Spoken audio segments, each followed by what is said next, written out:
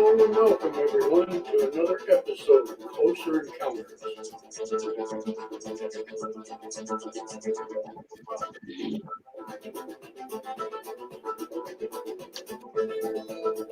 I am your host, Clarence Mitchell, coming to you live from somewhere in Minnesota.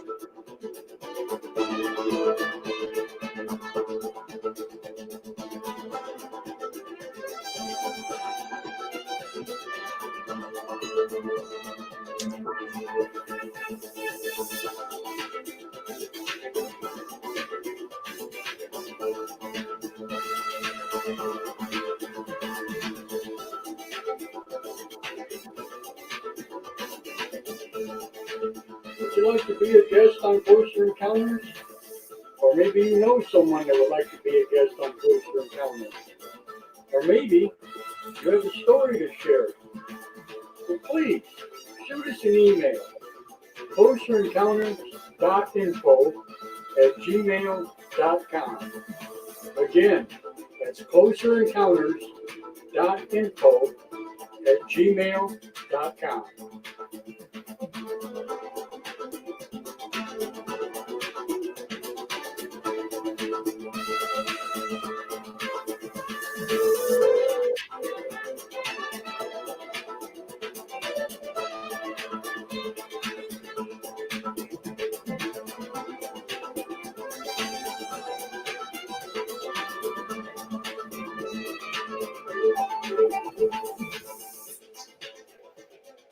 For everything Closer Encounters, updates, all things going on, check us out, www.facebook.com/Closer Encounters Radio. Again, www.facebook.com/Closer Encounters Radio.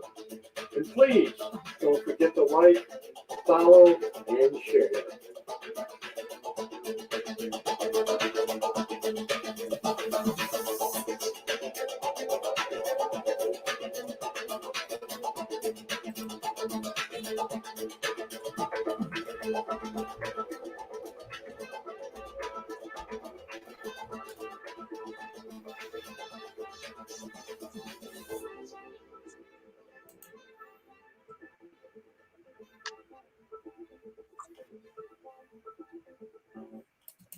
Well, hello everyone, and welcome back to Closer Encounters. I hope everybody's having a good week and everybody's staying safe and doing what they need to do. As you know, it's not getting any better, not at the moment anyway. So, hopefully everybody's doing fine. Well, we have a special guest with us today, Michael Feeley, and we also have Omar. Who set this whole show up. So we're going to bring them both on here, and we're going to have a little chit chat and see what's happening. Hello, Michael. How are you? I'm very well, thank you, Clarence. Nice to be here. Good. How about you, Omar? How you doing, brother? I am doing fantastic, my friend, and very happy to be on the same screen as Mike again. As you know, I've had Michael on Watchers Talk many times, and the reason being is, I enjoy his work, his research, and the way he explains it. It's very easy to understand, talks in very layman terms, so that the an average person who isn't as researched as Michael is, can understand what he's talking about, because we know that Mike's into like breaking ancient codes and looking into the real history of humanity and what's been hidden from us. And once you start connecting the dots, it becomes very confusing, right? So the thing that I've always enjoyed about Mike's work, right from the first time I met him, was the fact that he can explain something to me that I can understand and walk away with, and still have that knowledge embedded in my mind, and I've seen videos of, same type of stuff, but these guys are just so complex in their explanation that, it really confuses the person rather than, to make things clear, right? So that's one of the main reasons why I've always had Michael on, and I love his stuff. It's Yes. I love the guy. He's got some great stuff, and so I always appreciate being on the same screen as this man. Absolutely. So thank you, Mike. Thank you very much for coming on here and sharing your thoughts about what's happening in the world right now.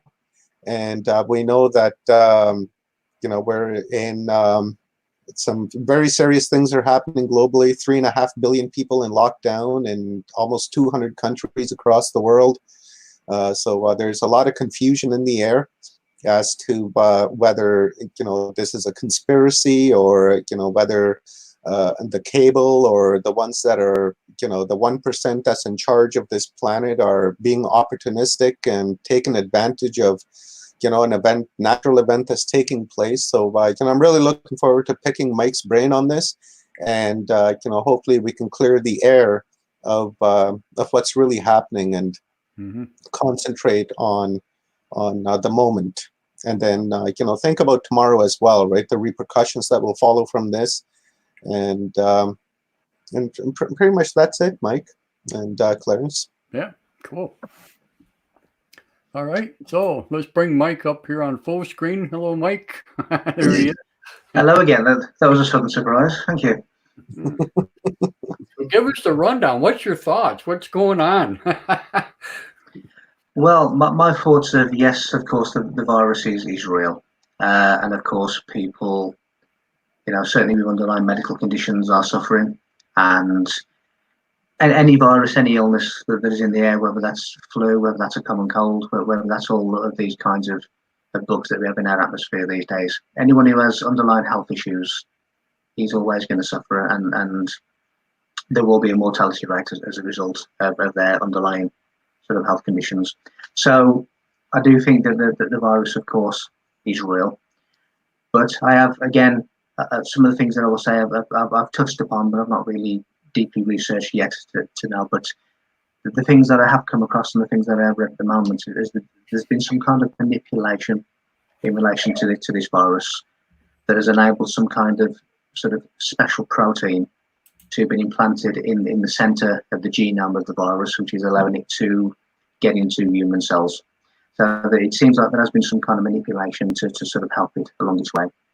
My opinions on many of these viruses and illnesses and all these things in the air is that a lot of them are created in a science lab, and I think they are perpetrated upon the race.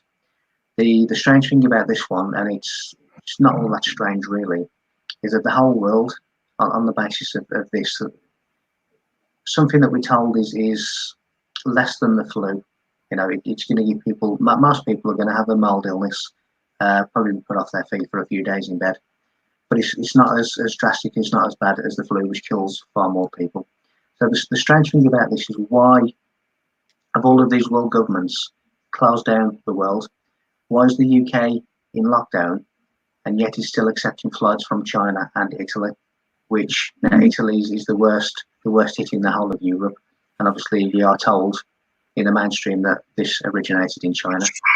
Again, what I've come across and what I've heard, and I'm only surmising because I have no evidence at this stage, is that the likes of the UK have 3 strands of this virus, China has 4 strands of this virus, and the USA has 5 strands. Now, when you really speak to genealogists, they will tell you that the place that has the most strains of something is usually the point of origin. So that is, again, something that needs considering. So why has the world been put in lockdown? I do think that this virus is being used as an excuse. It's been an excuse to bring in something that's been planned for certainly hundreds of years, and it's something that I've been following for 10 years plus now, and some people have been following it for longer, some people have been following it for less. I don't like to get into the realm of conspiracy theories. I don't like to be called a conspiracy theorist, but for want of a better term, all of the conspiracy theories are one by one becoming true or are proven to be true, and I think this one will be no different. What I think is the agenda that I've been following for 10 years now which is the amount of time that I've actually been involved in this kind of arena, is one. It's a one world system of rule. Now, what that means is there is a centralized state, and people are ruled from that centralized state. Now, what I find suspicious is all of the things that I know they are attempting to bring into the world, into global politics, into that one system of rule, are all coming in on the back of this virus. And you have a one world religion, you have a one world cashless society. In order to do that, you have to do such things as collapsing the economy. At the moment, people are being prevented from attending mosques and churches and synagogues as mass gatherings, so you're now chipping away at religion. The cashless society is now coming to fruition. There are lots of businesses now in the UK that are refusing cash because it may well pass the virus. People are, again, policing themselves. We're told in the UK that we can only go out once a day for exercise. So people are now calling the police on their neighbours if they see them go out more than once. So we are effectively walking straight into this. We are policing ourselves. We saw that in Nazi Germany too, eh, Mike? That is correct. That's exactly correct. The same thing was happening back then.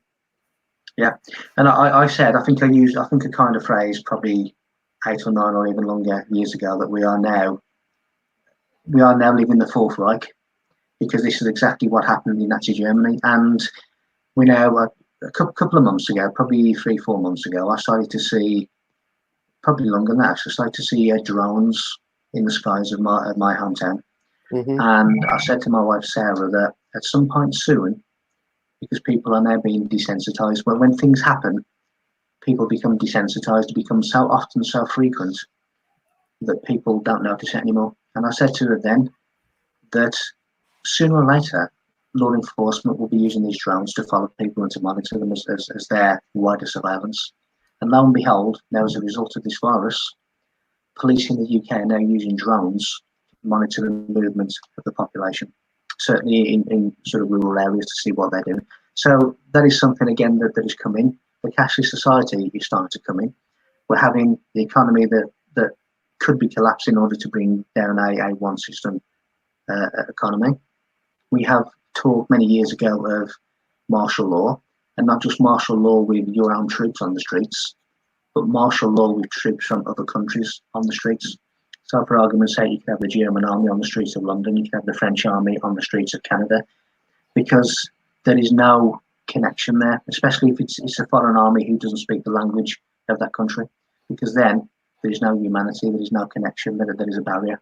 And even if that's just a language barrier, there is a barrier there. So all of the things that I've been monitoring for, let's say, 10 years plus, coming in with what people term it as a new world order, is really now coming in on the back of this virus. And literally just a couple of days before the British Prime Minister came on TV and imposed this curfew upon us, even though they don't use those words, they use social distancing, they use self-isolation. They don't use these words, but in effect, it's a national curfew.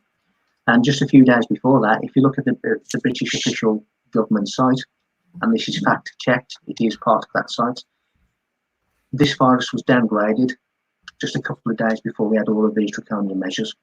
So yes, the virus is real, but I do genuinely believe that it is hiding a much bigger agenda. Something is going on while people are not looking. And I hear stories of companies now putting 5G masts in schools while the children are not at schools. And it is a real sinister undercurrent that on the basis of a virus, they've literally overnight been able to close down the world.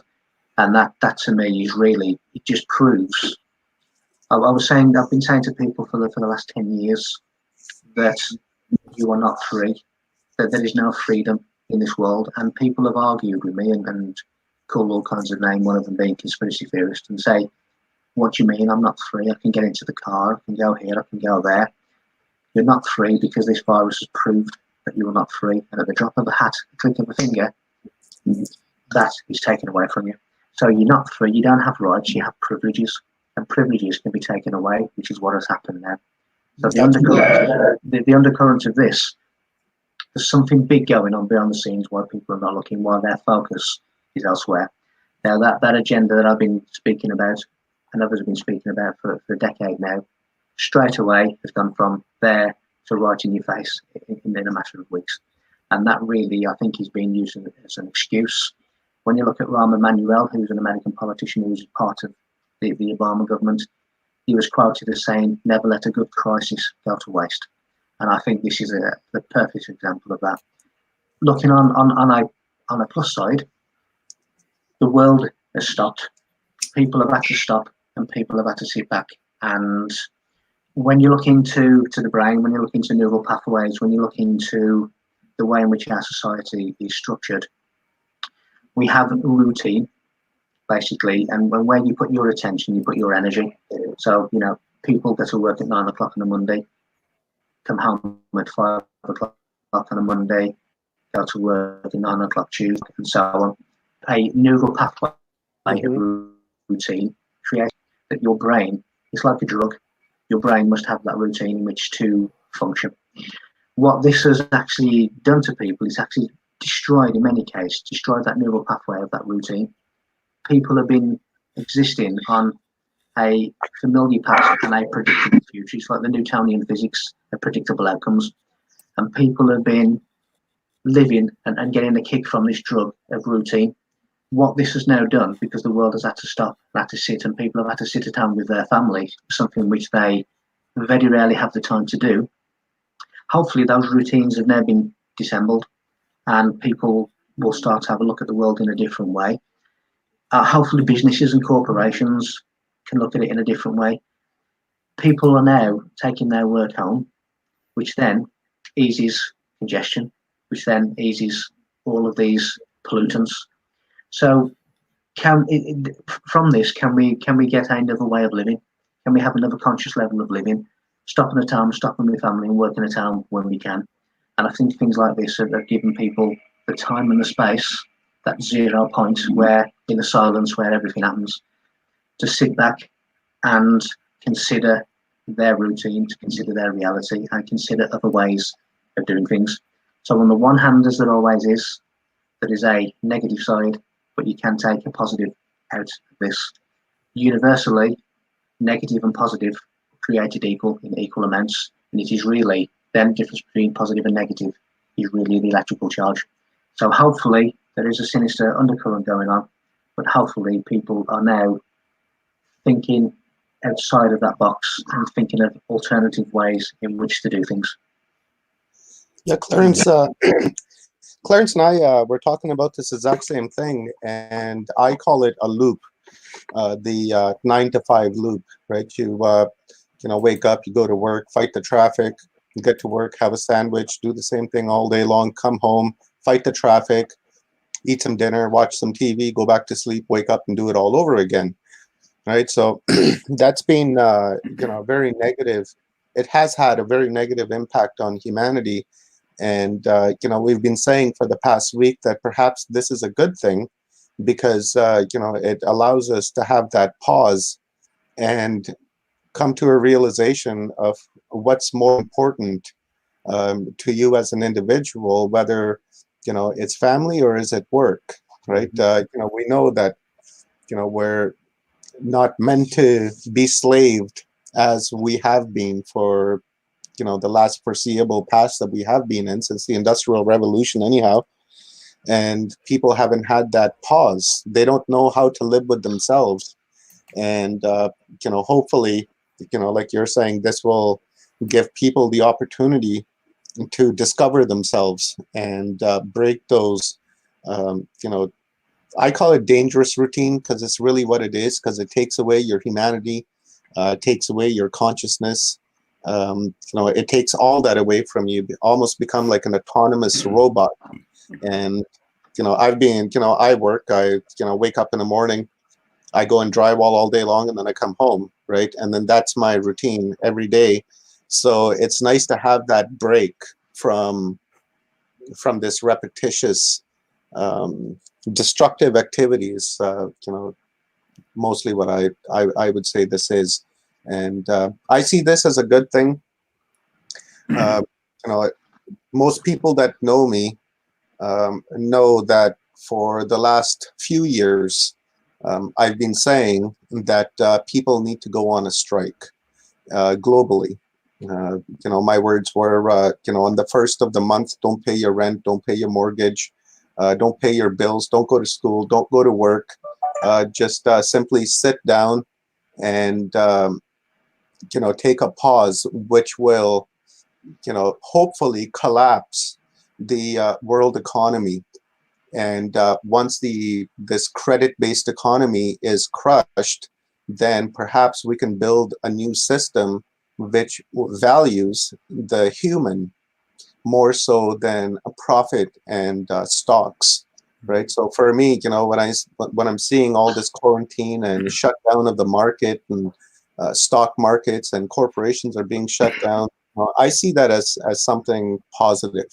That maybe that this system will collapse, because we know that this credit-based system that we're in is not good for us, right? It's not good for our families. It's not good for the environment, because it's all just profit-based, and humanity is lost in it.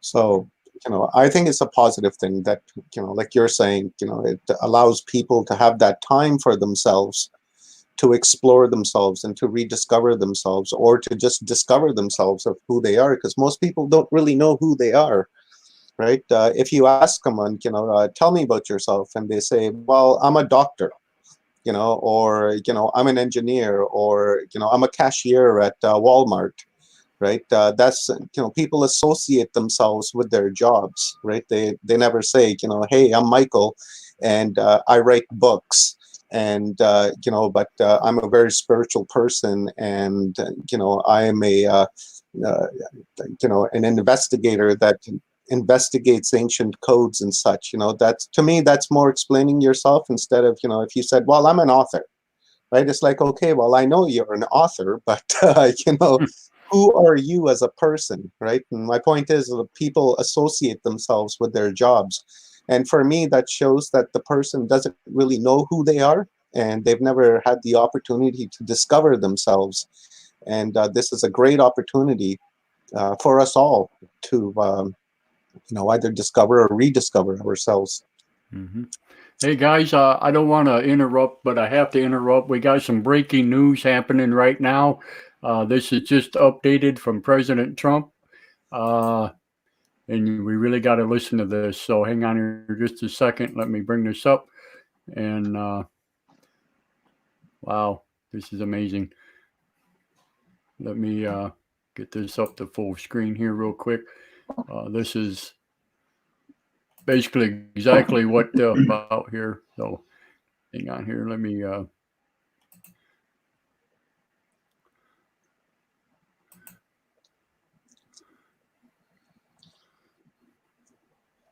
Breaking news, baby. Really, most of the governors are very appreciative. As I said, I just spoke with Andrew Cuomo. I just spoke with Ron DeSantis. We're thinking about certain things. Some people would like to see New York quarantined because it's a hot spot. New York, New Jersey, maybe one or two other places. Certain parts of Connecticut quarantined. I'm thinking about that right now. We might not have to do it, but there's a possibility that sometime today we'll do a quarantine, short term, 2 weeks on New York, probably New Jersey, certain parts, and Connecticut. Restrict travel because they're having problems down in Florida. A lot of New Yorkers going down. We don't want that. Heavily infected. We're having a really good dialogue with Governor Cuomo. We've supplied him with a lot of things. We're giving him an extra 4 medical centers since that's beyond what we've already given.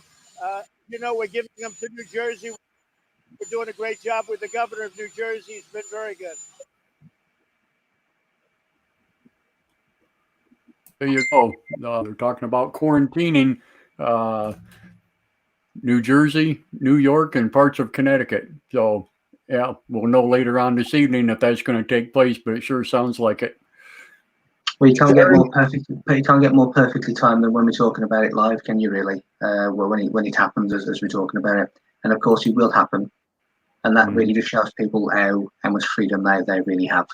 You know, a president who's pretty much acting a script or reading the script, he just clicks his fingers and straight away people now can't move for 14 days. And that really shows the level of freedom that people have always had. You know, you don't have freedom, you don't have rights, you have privileges, and they've just been taken away. That's right. I did a little bit of research about, I guess, about a month ago, and I found some really interesting things in the Constitution and the designation of people. Now, from what my understanding is that we are all persons, and a persons is a juridical person that's legal on paper, but has limited rights and privileges, just as you were saying. And a citizen, for instance, like Mike and I would fall under the Queen Elizabeth. And what a citizen is a person who is under servitude of the Queen, right? In the case of Canada and the UK. And when you're in servitude to the Queen, you're essentially a slave to the Queen. And you say that, okay, I will follow the Queen and I'll do whatever the Queen says, and I'm in servitude to her. So once you become a citizen and you give yourself the designation of a citizen, you're limited to your rights and privileges, right? And a human is someone who's protected under the under the covenant of economic and social rights, the Declaration of Human Rights. So when these people on the screen and politicians and such, when they're saying persons and citizens, essentially what they're saying is that you're a slave and you'll do as you're told, and that's it. So when people are sitting around saying, oh, I'm an American citizen or I'm a Canadian citizen and I have rights, the politician who understands these designations of persons, humans, and citizens, they're just simply laughing at you, saying that, look, these people, they think that they have rights. They don't understand that they're citizens and they have no rights. So now Trump comes out and says, okay, we're going to lock everything down with a, flick of a switch, and that's it. Now you got 100 million people in lockdown, just like that. So point proven, Mike, like you were saying, not even 10 minutes ago. Well, exactly. And, how appropriate that it should happen now. But yes, yeah. You're absolutely right. And everyone has a surname, and surname, of course, derives from slave name. So everybody has a slave name. It comes from Rome. When you look at the Sestri Trust, which is a Roman, when you see the three-tiered crown in Rome, that is all to do with the Sestri Trust, which is basically the Vatican Church owns all land, all salt, and all souls. Basically, they own everything, and the Vatican Church runs commerce law. When you look at the gold trim around the American flag, that basically tells you that it's operating under maritime law, which is the law of commerce, which is run by the Vatican Church. So we have all of these little indicators that actually we are just cattle. We are not treated like that. And when you are born, the National Bank of your country purchases your identity through your birth certificate. Mm-hmm. When a ship comes into the port, it has to provide a certificate of manifestation, known as a birth, BETRH certificate. We are basically ships. Now, this maritime law is enforced in a courtroom, because when you go into a courtroom, you stand in the dock, which is a maritime law terminology. When you don't turn up at court in England, in the UK, we call that a bench warrant. So when somebody is due to appear at court and they fail to turn up, the judge will issue what is known as a bench warrant. Bench comes from banco, which is bank. So in other words, it is a bank warrant. They are operating under commerce law, and you, with your capital letters of your birth certificate, of your name, you are basically a straw man. You are a false entity, and it's actually the physical flesh and blood you that is accepting responsibility for this straw man. So people need to realise that when they have their child baptised, they're basically selling the soul of their child to the Vatican Church. We all live under this commerce law, this law of commerce, that admiralty law is another term that is extended onto the land. Now, in the UK, we used to have common law, and that was basically don't cause a breach of the peace, don't hurt anyone, and don't steal from them. That was the law of the land, that is common law. But in order to control people, they then started to bring in statute law and acts and sections of parliament, which is basically outside of common law. So we are all part of this system of where there's two of us. There's a physical common law person, but there's also a straw man or straw woman, which is really the capital letters of your fictional character.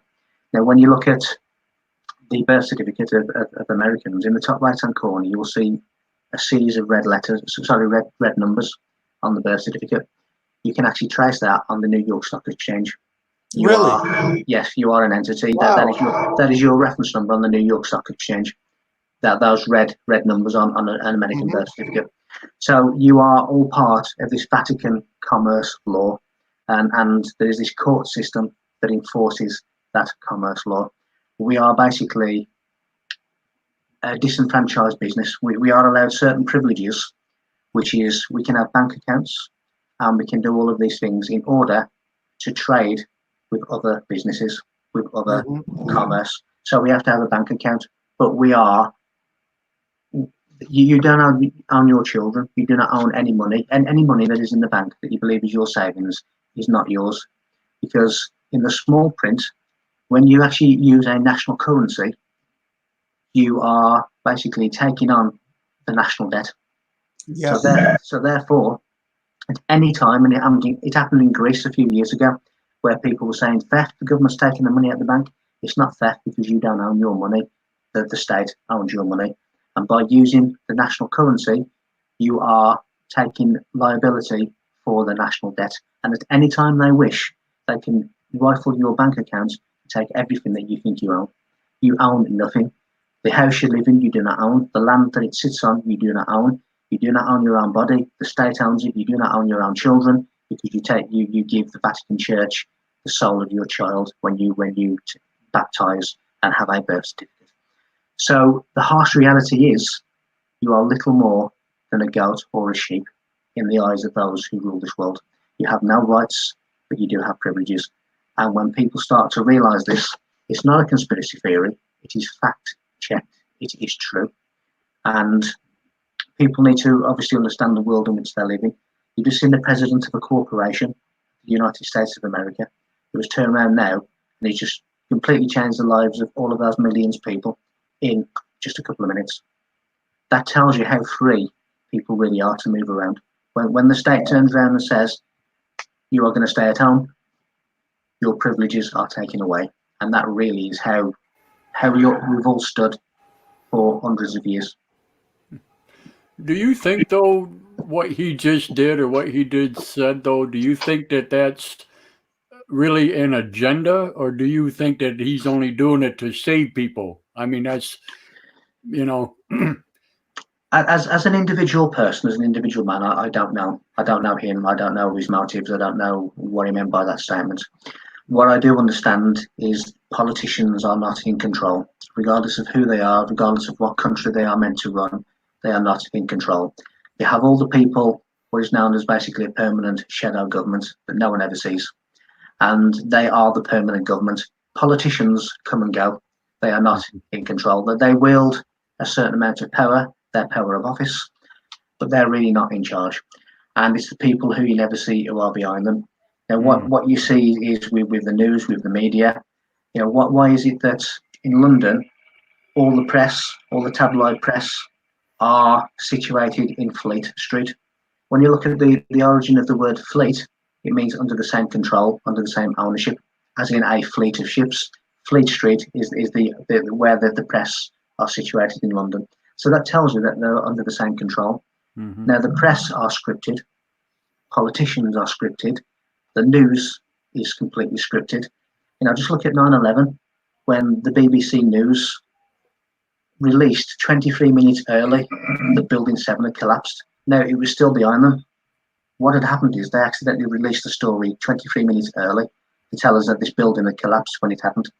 So it is all scripted. Everything is scripted. Your politics, your news, your religions, everything is scripted. And because it's scripted, because people believe it, they have a subjective consciousness, which means, you know, things happen, or the belief system of people dictates the appearance of something. You know, Schrödinger's cat, it was a thought experiment. Is the cat dead or is the cat alive? Well, that really depends upon the belief system of the observer. And they understand human psychology, and they script these things. If they can keep people in fight or flight, they can control them.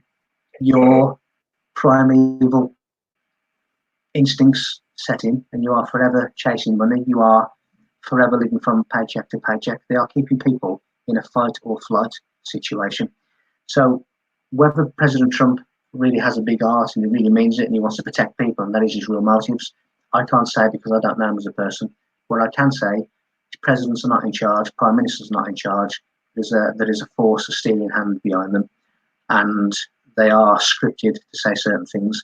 When a politician reads a statement, that statement has been written for them. And I don't see any difference. Obama was the most famous for that. He couldn't go anywhere without two teleprompters beside of him. They are reading a script that has been prepared and written for them. So it's not coming from the heart, it's coming from someone else. Our whole reality is not what people believe. Wow, that's amazing. Yeah, absolutely. Dave Rucker asked, let's see if I can bring this up. If I'm to believe that shadow politicians are in control, could they be extraterrestrial? Wow. Yes. And again, I've heard that said. Extraterrestrials have always had dealings with this planet. I would say many facets that it's actually human beings who are the extraterrestrials in many cases, because when you look into genetics, you see that our genetics was programmed outside of Earth. When you look at the human physical body, that human physical body was created in the Orion Nebula by what is known as a triple alpha effect. A triple alpha effect is when a star explodes, it creates oxygen and carbon, which creates a physical life. Now, this physical body was created by an exploding star in the Orion Nebula. So was our Mars, so was Clarence's, so was everybody else. We are, in effect, genetically from elsewhere and physically from Orion. Now, you see lots of alignments to Orion's belt and different things because they're telling you that's where we come from. Could there be extraterrestrials? Absolutely. Because there's been so many interactions between, I'm not saying President Trump will go away from there and go and have a meeting with a grey alien, of course not, but there are departments known simply as above government, and it's the above government departments that are actually dealing with these entities. And yes, absolutely, without any doubt whatsoever, it does involve entities that are not from here. Amazing. No doubt. Let's see here. Rob asked a question. How do we work within our confines to free ourselves from all this subjugation? Interesting, you mentioned bench warrants earlier. In Canada, we have the same thing.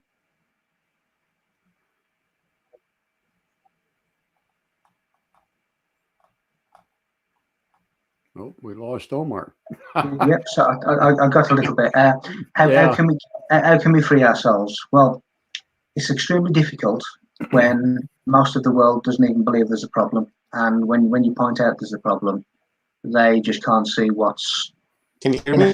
I can now, yes, but you do keep disappearing. Guys? Yeah, you got a big skip there, Omar. I think your Wi-Fi or something, your cell phone connection's not doing very well there, bud. I don't know if he can hear me or not. It just could be a lot of people are on right now. Me still? Yeah, I can hear a bit better now. Yep. Okay, good. I just went off of Wi-Fi and plugged in my Ethernet into the computer. It's probably just a lot of people using it right now. Well, they're all sitting at home with nothing else to do, aren't they? So that's why. For us, how can we free ourselves? What I've always said is, when you look at universal creation, and I'll do it in a roundabout way. When you look at universal creation, it started as a monopole, which then separated into duality, into a polarity. The reason it changed into duality is duality gives you 2 points of consciousness, 2 references, which is duality. Now, within those 2 points of reference, you have the means to evolve, to create, and to think. When you do that, you bring those 2 poles together and you rejoin the unified field of awareness. So duality is a mechanism in which people to evolve, to think, to create, in order to close that gap of duality. When you get above duality, that is the highest form of consciousness, because you're then back to the pure awareness of the unified field. So duality was created. We are basically in a 3-dimensional frequency. Now, we can debate all night the reasons why that is, but we are in the 3-dimensional frequency. My father's house has many rooms. In other words, there are many energetic continuums. There are many different frequencies in the universe, is what is meant by that statement. We are in a 3-dimensional reality. Now, I've always said that we need to understand ourselves. Now, when I've looked at every single ancient culture in the world, regardless of where they are, whether it's the Sumerian scrolls, the Egyptians, the heads of Easter Island, Stonehenge, Quetzalcoatl, all of these different things were all telling us the same thing. And their gods and their stories and their monoliths were all clues left in stone as to our internal greatness. When we start to realise our internal greatness and we start to activate certain things within us, we raise our frequency. There are many positive extraterrestrials around us in our skies, walking amongst us, that because of their higher vibration, they're creating what is known as a spontaneous self-organisation. Which, when 2 frequencies meet, see at some point during that communion, will raise itself to match the higher frequency. So in other words, the low frequency will raise itself to meet the higher frequency, and they will then vibrate at a higher frequency. That is spontaneous self-organisation. The very presence of high frequency beings around us will lift us up and will raise our vibration. When you raise your vibration, nothing can touch you. And that is what the Kabbalah that rule this world are really concerned about. And that is why they've spent many thousands of years, they spend it dumbing down food, water, atmospherics, vaccinations, all of these different facets to keep your vibration low. Because when you raise your vibration, you are untouchable. You have escaped the 3rd-dimensional frequency, and you have returned to the higher level of existence. And that is what they're trying everything, pushing everything at you for hundreds of years to stop humanity from realizing who it really is. How can you escape them? Be aware of who you are and raise your frequency and escape their clutches. And that is what I would always say, because once you are firing on all cylinders, once you are vibrationally very high, nothing's going to touch you. No entity, no archon, no negativity, nothing's going to touch a human being who is vibrating at its pinnacle level. And that is really what they're frightened of. Create the best life you can within the confines, which are by the day becoming more and more restrictive. Do the best you can, raise your vibrations as much as you can.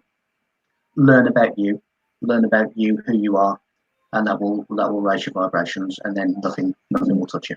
You have then escaped this 3rd-dimensional frequency where all of this is playing out, all this drama is playing out. Now, see, that would also fall in line with the dumbing down of people also, right? I mean, if you look around, especially now, and there's solid evidence of it, how these people are just fighting each other. They're doing really stupid things. It's just remarkable how people are reacting to such things as diseases and things like this. So, they're not thinking about their inner selves. They're thinking about everything else but that, So that would all play into this, right? I mean, absolutely. They're basically operating from their animal brain, their reptilian brain, their animal brain, and they're just thinking about themselves. And as I've said, this kind of behaviour, this pack mentality, is good for wolves. It's not good for humans. We should have developed. Unfortunately, some people are still operating from their animal instinct and their animal soul, which is in human form. And the likes of the Great Sphinx is telling you that you need to go above your animal instinct in order to become the full human, in order to enter the Sphinx and to go into the pyramids to become an initiate of sacred knowledge. So people are reacting. To be honest, I don't want to really say live on air the words that I would like to use, but hence to say that they are behaving like animals. They're behaving like animals in a pack, and they are the problem. In all fairness, because if people just did what they normally do, there is no shortage, there is no problem. And I remember it's got to have been about 6, 7, even 8 years ago now, when we had on the BBC News that oil tanker drivers were thinking of going on strike. They didn't say that they were going on strike. It just said that they are thinking about it. What happened over the next couple of weeks is everybody went to the petrol stations, completely filled their vehicles and emptied the petrol stations. They caused the problem. People now are going into shops and buying everything up, clearing the shelves. They are the problem. If they go in and just buy what they need, don't do anything different. When people just do what they normally do, when people just do what they normally shop with and then just buy what they normally buy for themselves, what they need, when is there ever a problem? There isn't. The problem is caused by people who are thinking of themselves, acting as pack members, grabbing everything, screw you, I'm okay. They are causing the problem, and they are playing right into the hands of the perpetrators who are blowing the wind into the sails of our ship. They are really the problem, and they need to grow up and they need to start thinking about what they're doing. And you're talking about the reptilian brain there, right, Mike? The oldest part of our brain. When you're talking about this flight or fight, a type of reaction, right? You're essentially speaking of that oldest part of our brain, which these perpetrators prey on because they understand that aspect of our brain and how it functions and how people respond psychologically to crises like the ones that we're having right now. It is. It's the R complex. It is that reptilian brain. It is that fight or flight. I must get everything now because of shortage, because of lack, because I don't know where my next meal's coming from. But if you just do what you normally do, then you know where your next meal's coming from. It's the same shelf as you've been to today. Just get what you need, and there's no problem. Yeah. By clearing the shelves, what are you aiming to prove? What happens? Toilet paper, for instance. Exactly. It's just the same bread. It's bread. What is the point? Because what happens when your supplier then runs out? We have the cheek. I mean, luckily they didn't say it to me. They've said it to a friend of ours. There was somebody in the shop probably about a week or so ago who'd filled 3 or 4 shopping baskets of shopping and had the audacity to complain that the shelves were empty. It's because of people. Luckily she didn't say it to me. I wasn't there, but I would have kindly pointed out it's because of people like you that the shelves are empty. Mm-hmm. So just behave. Just get a brain. Just get a thought pattern and think. Just think of what you're doing. Because you are causing the problem.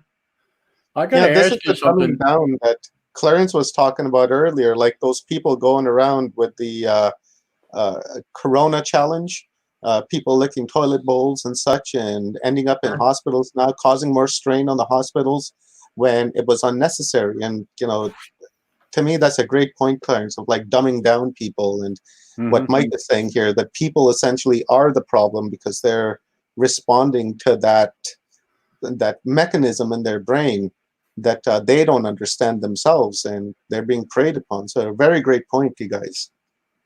Well, here's the thing I'm wondering too, Mike. Do you think people, and I'm talking about empathy, okay, things of this nature, do you think people are born without empathy? No, I think people are born with empathy, but I think sometimes the switch of empathy has been switched off in them, and for me, it's always strange how someone can kill somebody else, or they can treat somebody badly, or they can without even thinking twice about it. Exactly. I mean, that's right. Yeah. So some of the things that I saw in the 17 years of law enforcement is really you just in people's worst nightmares. You have not seen what I've seen in your worst nightmares. What I've really seen, how people can treat each other, how they can torture people, how they can kill each other and maim them for life, and deliberately. So in some people, quite evidently, this empathy, this humanity has just been switched off. Would the You know, right term be programmed off, Mike? Because we know that we go through the sausage factory, right, where they program our minds. Do you think that in that process of like early childhood education, that empathy is programmed off? I think the way in which society is run, which is very cutthroat, and it's sort of think of yourself, do everything for yourself, forget everyone else. So I think there's certainly quite a large element of conditioning, programming. Why is it that some people are ever are not? For me, my empathy hasn't been switched off. I would certainly do anything of harm to anybody, and I'm sure you're the same and Clarence is the same. So why is it that our mechanism hasn't been shut down, and why is it that other people's mechanism has been shut down? I think society and reality, our reality really is a fictional reality, and I think from the very young age when they take children away from their parents because their parents have to go out, have to go to work, the state is taking your children aside, and you don't know what is happening to your children. They are being programmed. Yes, they are being unempathetic because everything is a cutthroat society where people have to compete. People have to compete with everybody else to get to these jobs. But there's always an element of competition, and even when you get into the world of sport or athletics or academia, there is always competition. Now that competition creates a selfish society, and that is what we have. We have a selfish society. So yes, people are programmed, people are conditioned, people are having their humanity completely removed. A lot of the time now, we don't even know who our neighbours are. We don't even know who the old people and the vulnerable are in our street. When I was a child, which was not that long ago, only 3 decades ago, really, and I'll leave that out to your discretion, but I will stick with that. It was only a few decades ago, and we used to go to our neighbours. We used to play in the street. We used to know everybody in the street because we were a community. We used to have street parties. Yeah, I remember that. Now that's not really that long ago. No, that was just in the 80s, just a Yes, couple it was. decades ago. Yeah, I remember doing Yeah, that on my street.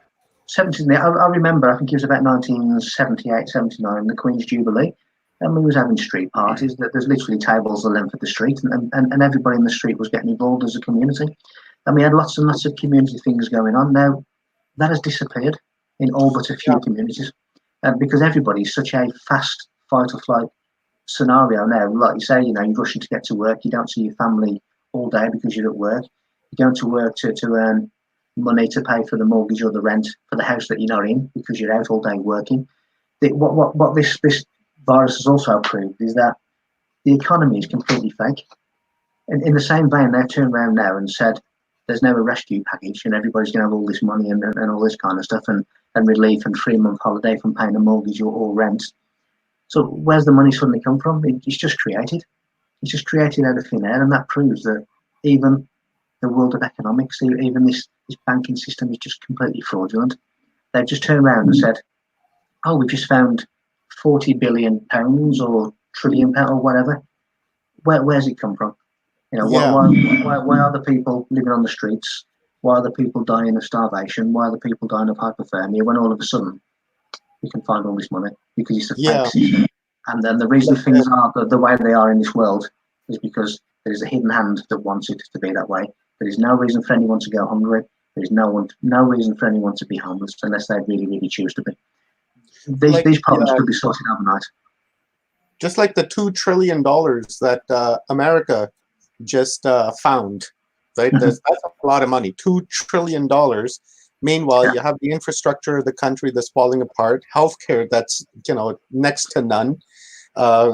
People are starving. They're living off food stamps. People are living on the streets, and this has been happening. We've seen this happening for duration of my life, entirety of my life, and now suddenly because they passed a couple of legislations, all of a sudden there's $2 trillion, right? Like, where did that money come from?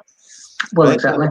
Yeah, and it's fake money, like you're saying, because I know that in the back of the British pound, it says something rather of like a transferring of debt, right? This this £5 bill is a transfer of debt, from what I understand, that it's not really real money. That all I'm doing is I'm just taking my debt and passing it off to you. Well, what it says, I promise to give the bearer the sum of. So in other words, it's an IOU. It's not money. It's only a value when it's backed by gold, which is the true currency. So it is basically a paper IOU. Now all of a sudden, the government has come up with all this money all over the world to this rescue package. Now where does that come from? I spoke to my local member of parliament, which is the equivalent of a congressman, and I said to him, "This is a fraudulent system. You are charging people for something that doesn't exist." And he basically said, yes, it's called quantitative easing. No, it's called fraud, is what it's called, because you are charging people that are doing money, taking money off them when they've gone out to earn that, to pay taxes for services that are crumbling. You're saying that the economy is breaking, and yet you can find $2 trillion just like that. Where does it come from? Because it's created, it's made up. Now the whole system of this monetary system, which is one of the biggest controls in the world, and if you don't think money is important, then try going somewhere without it, because they've created all of this system where you are reliant upon them. Now, when we go into a cashless society, which is again something that I and others have been speaking about for many years, when we go to this cashless society, when the computer says no, you have no money. Yeah, you don't eat. You don't, and you are then at the moment.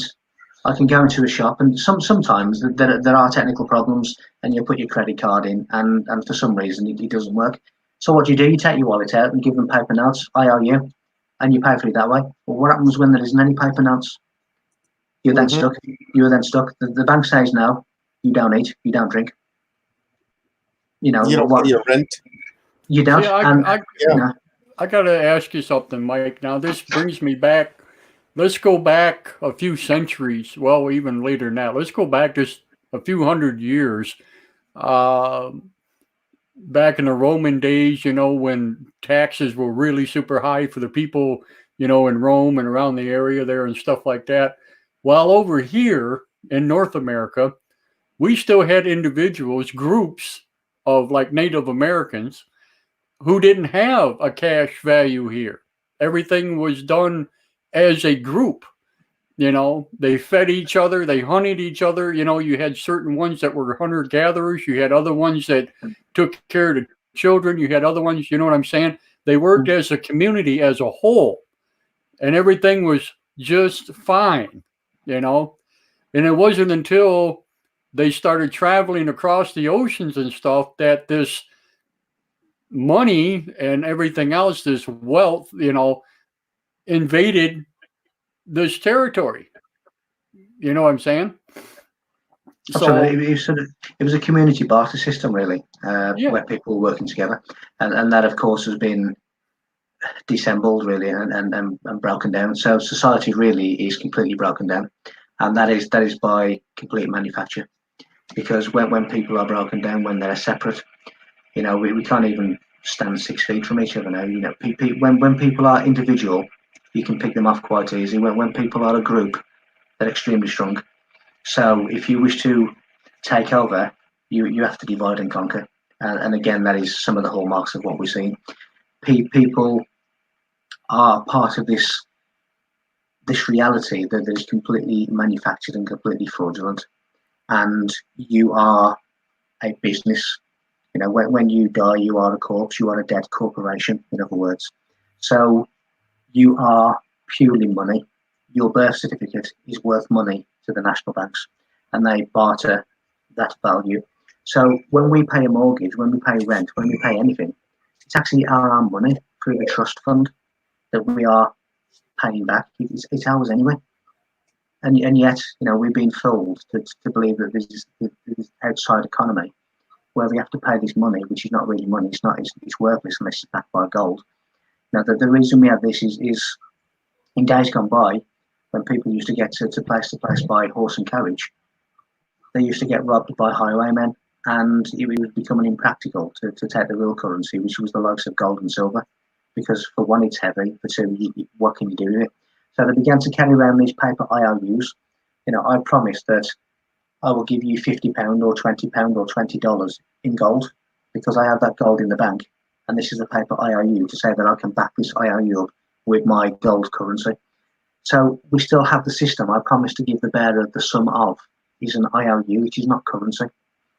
And even more to the point is when we have all of this money, we are reminded that we are slaves because we have a picture of the Queen on our notes, and that is giving you that is showing you the dominion of the monarchy over the people.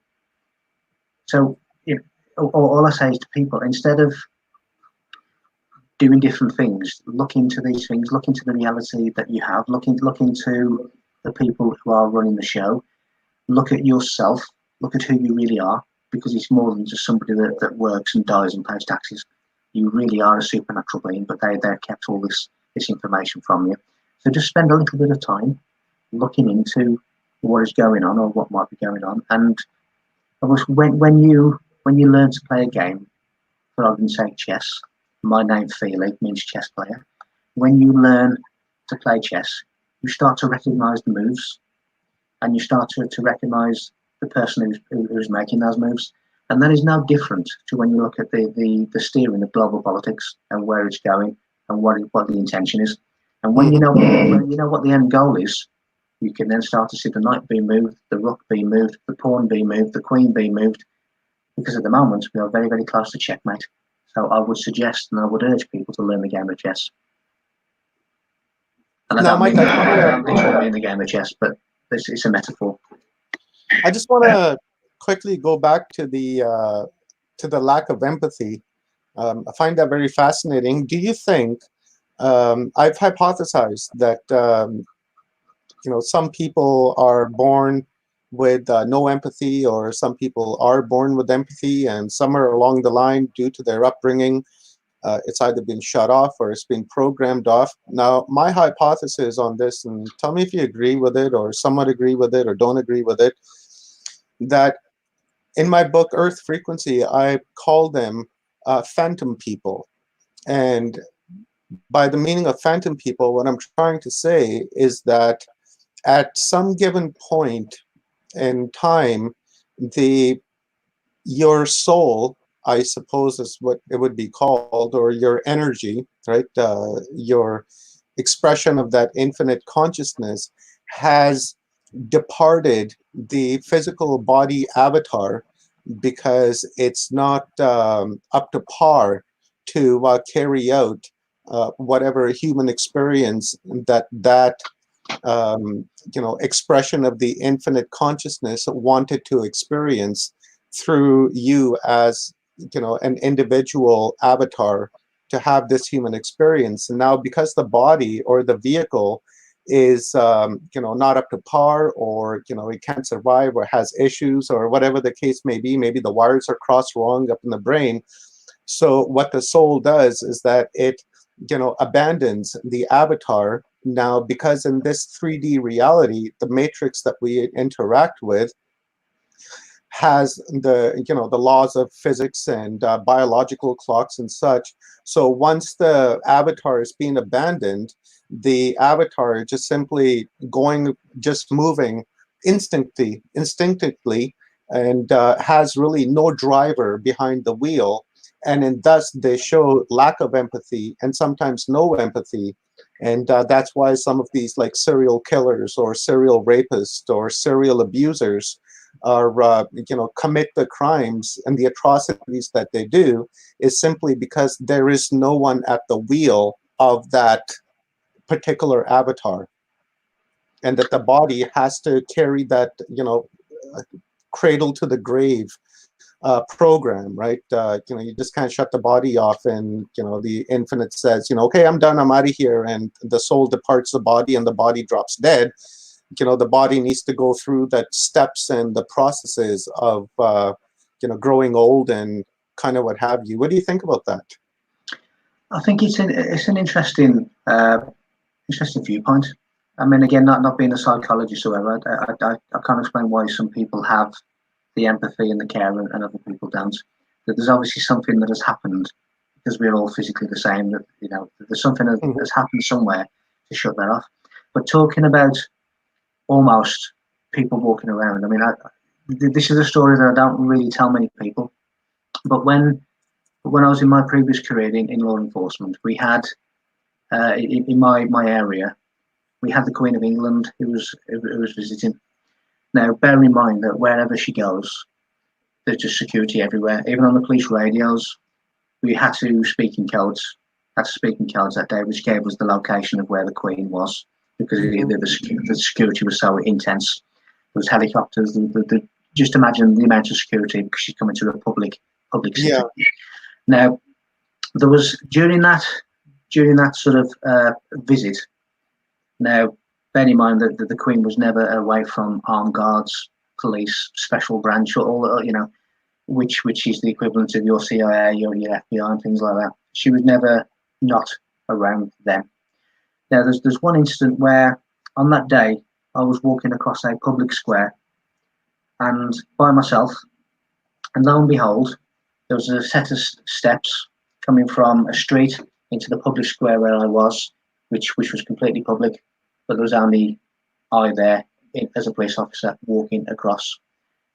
Lo and behold, somebody walked up the stairs, and it was the Queen of England by herself. Now, she walked towards me, and I walked towards her because that is the direction that I was going in anyway. And we literally passed feet apart. Now, I looked into her eyes. There was nothing there. There was nothing there. She didn't acknowledge me. She didn't look at me. There was nothing there. Now, for one, the Queen of England doesn't walk by herself, especially in maybe on the grounds of royal palaces, but she certainly doesn't walk by herself in a public place. She doesn't. She was not there. There's something wrong. There's something not there. Now, this is the Queen of England, and I was 2 or 3 feet away from her, and she was vacant. There was nothing there. So this is something that has lived with me now. This was probably about 1993, 1994. And this incident has lived with me ever since. It has really been something that's unexplainable. And I think what you just said may well account some way of answering that, because it was a strange encounter in many ways. So it would sort of give credence because they are when you realise the things that they do, they are really emotionless people. So we would sort of go some way to explaining, that sort of encounter. I have something here I want to bring up. Dave Rooker, he writes this. He says, "I'm speaking from my own experience, but during my time in Iraq as a soldier, we helped countless amounts of residents in Baghdad. We prevented torture, rape, beatings, stealing, etc. There are many good actions that take place every day by good people like you and me. Maybe those stories are suppressed by shadow governments, but they are true events and not alone." Okay, now with that in mind, I want to bring up a thing here about wartime. Now we can go back to World War II with the Hitler regime and things of these natures. The cruelty of war from one side to the other, the tortures, the insane, just killing people off, genocide, things of this nature. But yet we have wars to stop this, to eliminate this. So I guess my question is, if these powers to be are on a destruction mode, as we're talking about changing our empathy and stuff like that, then why would they allow us, or why would they have us go in and fight each other to that point? Why would there even be a war? Why wouldn't they just let it go on, you know what I'm saying, as it is, instead of having the humanitarian side come in. You know what I'm saying? Well, it's under the guise of the humanitarian side. Now, I agree. You know that there are individuals who are doing occupations, who are doing jobs that are doing the right thing, who believe they're doing the right thing. When I was in the police force, I saved people's life. I had guns pointed at me. I had people coming at me with knives and meat cleavers while I was protecting people. You know, we do good things. How many times do you see that in the news? You don't. How many You don't. how many times has the news reported recently? Oh, somebody else has just got over the coronavirus. Oh, somebody else has recovered. You don't, because that is an agenda. Because they want to keep you in negativity. Now, soldiers believe they are protecting their country. They believe they are invading a foreign force that is of some danger to us. We went into war with Iraq on a proven lie from Prime Minister Tony Blair. It was a proven lie. Mhm. We went, people, our soldiers, their soldiers, our public, since because of terrorism, which was created, died believing they were doing the right thing. What I have found is the individuals believe they're doing the right thing, but they are being steered by a hidden hand who are really following a political agenda. Why do they allow wars to occur? So they can take over that country, so they can install regimes that they want to be installed to take over part of this global politics. There will always be individuals that do the right thing. There's nurses and doctors now saving people's lives. There are people walking the streets of every country feeding people who are homeless. How often do you see that on the news? Because you don't, because the news is not interested in good news. Why do they allow wars to continue? Part of a global agenda. And my members of my family have been in the army. Members of my family have fought in the World War. My granddad saw things that were horrific. You know, he had scars from head to toe, from shrapnel, from bombs, from the Germans. I understand that he was a good man. He believed he was doing what he was doing. But when you look at who's funding these wars, the same people are funding both sides. There is a political game going on for a political agenda. That doesn't take away the bravery, the heroism of some people. The difference is if I go out on the street now and I shoot someone, that is homicide. If I join the army and put a uniform on and I go and shoot someone, that is war. What is the difference? You've just justified it by renaming it. Right. Look at when you look at the likes of Henry Kissinger, who said military men are dumb, stupid animals to be used as pawns for foreign policy, and that should give you some kind of understanding of what they really think of you. Why do the army wear dog tags? Because they're dumb, stupid animals used for pawns. You know, when you look at who is behind the world, it really is evil genius. But even though when I was in the police force and I believed that I was enforcing these righteous laws, now coming out of that scenario and looking at some of these laws, they are not righteous. But I was enforcing them, believing them to be righteous. You can only do what you do at the time. You know, I didn't join the police to beat people up or mistreat anyone. Mm-hmm. But there are people in there who join for the power, the ego of that power. Right. But you have to. So sometimes it's when you actually leave, looking back at it, that you can actually see what is really going on. Mm-hmm. Now, some soldiers, the things that they do are brave things, and that they see things and they do things, and they are scarred by things that the average person couldn't even dream about. And the same for me. I've done things and seen things and dealt with situations that most people would never ever imagine. But there's a very, very fine line between stupidity and heroism. There's a very, very fine line between righteous and unrighteous, and often it is just the changing of a name, homicide or war. And then you start to justify these things, but the outcome, the intention is now different. Someone either way is going to get killed, and you are being put in that position by the same people who are selling the ammunition to your enemies. That is how much they really think of you. Right. Interesting that you mentioned Kissinger and animals and dog tags. if I recall correctly, there is dog sacrifices that happen in some militaries across the world.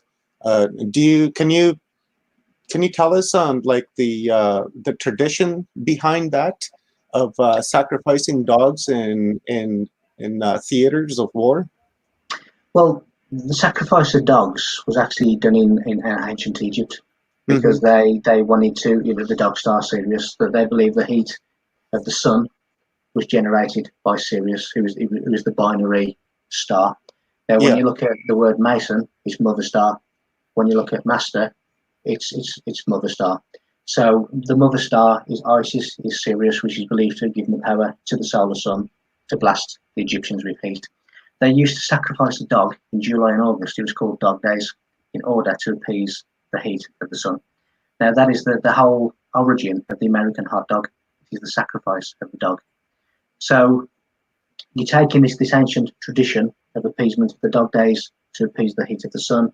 You're taking it through American culture of hot dogs, which is dog sacrifice, and you're taking that into a military setting. So it's the same thing. It's the same as why do the military celebrate Christmas? Because Christmas comes from an ancient place, and it's not what you think it is. We have these traditions that come through the ages, through the decades, through the centuries, through the millenniums, and people just blindly do these rituals without even thinking about the origin. But really, the origin is the dog days, the sacrifice of the dog, which is the American hot dog. So it's all of these blindly practiced rituals that we don't think about, that we just carry on from ancient times. Star's got an interesting question with a statement. She says, why is it so easy to be led with programs that bring such devastations? I do understand their heart truly believes that they're helping. So how is it that like, for instance, we can use an example from this back to Nazi Germany, where, you had average people, just like you and I, that followed rules and, had friends that were Jewish and, even some family that was Jewish. And then when this, Hitler's propaganda started and the war began, these people turned into killers. They started killing their neighbors. They started reporting their neighbors, as we mentioned earlier, with this, hotline that they have for quarantine.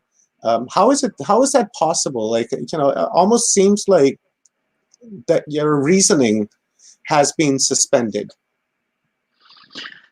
It's a very good question that really deserves a long and sort of deep and meaningful answer. How can you convince somebody? Well, you first of all, you train them. You tell them what they're doing is correct. You make them swear an oath that they will do what you say. When I joined the police force, I swore an oath to the Queen. When the British Army do that, they swear an oath to the Queen. You are basically towing the party line. When somebody becomes knighted, they are basically the bargaining chip for the aristocracy. Why is it that when someone's knighted, the sword goes over their shoulder?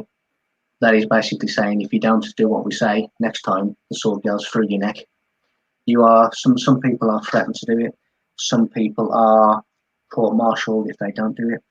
If I didn't do something that the heads of my service instructed, then there were disciplinary consequences to doing that. And obviously the worst consequence is dismissal. There's also other consequences that are less than that. So people sometimes do things because they are made to, they are threatened to, they are told that something bad will happen to them if they don't. How can you convince somebody that doing some of these things is justifiable? That comes down to the individual not really thinking. It comes down to the individual not questioning. And how many times did you hear it in subsequent, war crime tribunals? And how many times did you hear the phrase, "I was just following orders"? Well, just following orders. We heard that at Nuremberg. We've heard it many times. They were consistently saying, "I was following orders. I was following orders." So, Exactly. Is that a good enough a reason, though? That you were following orders. Like your human empathy is being suspended when Of you course. say, I was just following orders. I was told to go kill those 10 million people, so I did. Right? Yep. It just it sounds But ridiculous. it does sound ridiculous, but when you look at it and you say, I was just following orders, well, what would have happened if you didn't follow those orders? I'd have been shot by a firing squad. Well, that sometimes is a motivation to follow orders, and I'm not saying it's, if I've always said that if people in the army were switched on, if people in the police force were switched on, they really are both the protection racket of the establishment. If it wasn't for the army and for the police, the establishment have no power. We can go into another argument about we give them the power, but the protection racket for these people is the army and the police. When these politicians enforce these draconian rules on us, who's really enforcing it? It's the police. And when we get martial law, which is on its way, it's the army. Now, if they were to sit back and think, well, if I'm doing this to you, then who's doing that to my family? Because what I'm doing to you, stopping you from going out or arresting you and detaining you and forcing you to have these vaccines, actually the same thing's happening to my mum and to my dad and to my daughter and to my son. But people do not think that way because they've been programmed not to think that way. And whatever you're doing, somebody else is doing that to you because they don't care about you. The people who are putting you before a gun, as I say, you go to Iraq, you go to Iran, you go to all these different countries around the world, and the bullets that are hitting you and killing your colleagues were sold by your own government. That's how much they really care about you. But the consequence of, why do people jump the trenches? Because there was somebody at the bottom of that trench holding a gun to them, making them do it. And again, I think personally, I would rather face the firing squad than to follow orders that go against my moral principle beliefs. Right. So if somebody tells me, you have to go there and you have to shoot all these people because they're your enemy, for me, I would just simply say no. I'm not doing that. I'm not putting their blood on my hand. I'm essentially killing an expression of myself. So, you'll have to put one in my head because I refuse to do that. Now, what would happen if all soldiers decided to do that? Then the establishment has no power over them. Let me cut in on you on this, though. I want to bring this up real quick while you're talking about it and just kind of bash me in the face. Back in our time with Vietnam, okay, through the 60s and stuff, they were taken out of the homes. They were forced to go fight. Okay, there was, there were a lot of volunteers. Don't get me wrong, but they enacted, the cards and all that stuff. So they had to go to war. They didn't have much of a choice.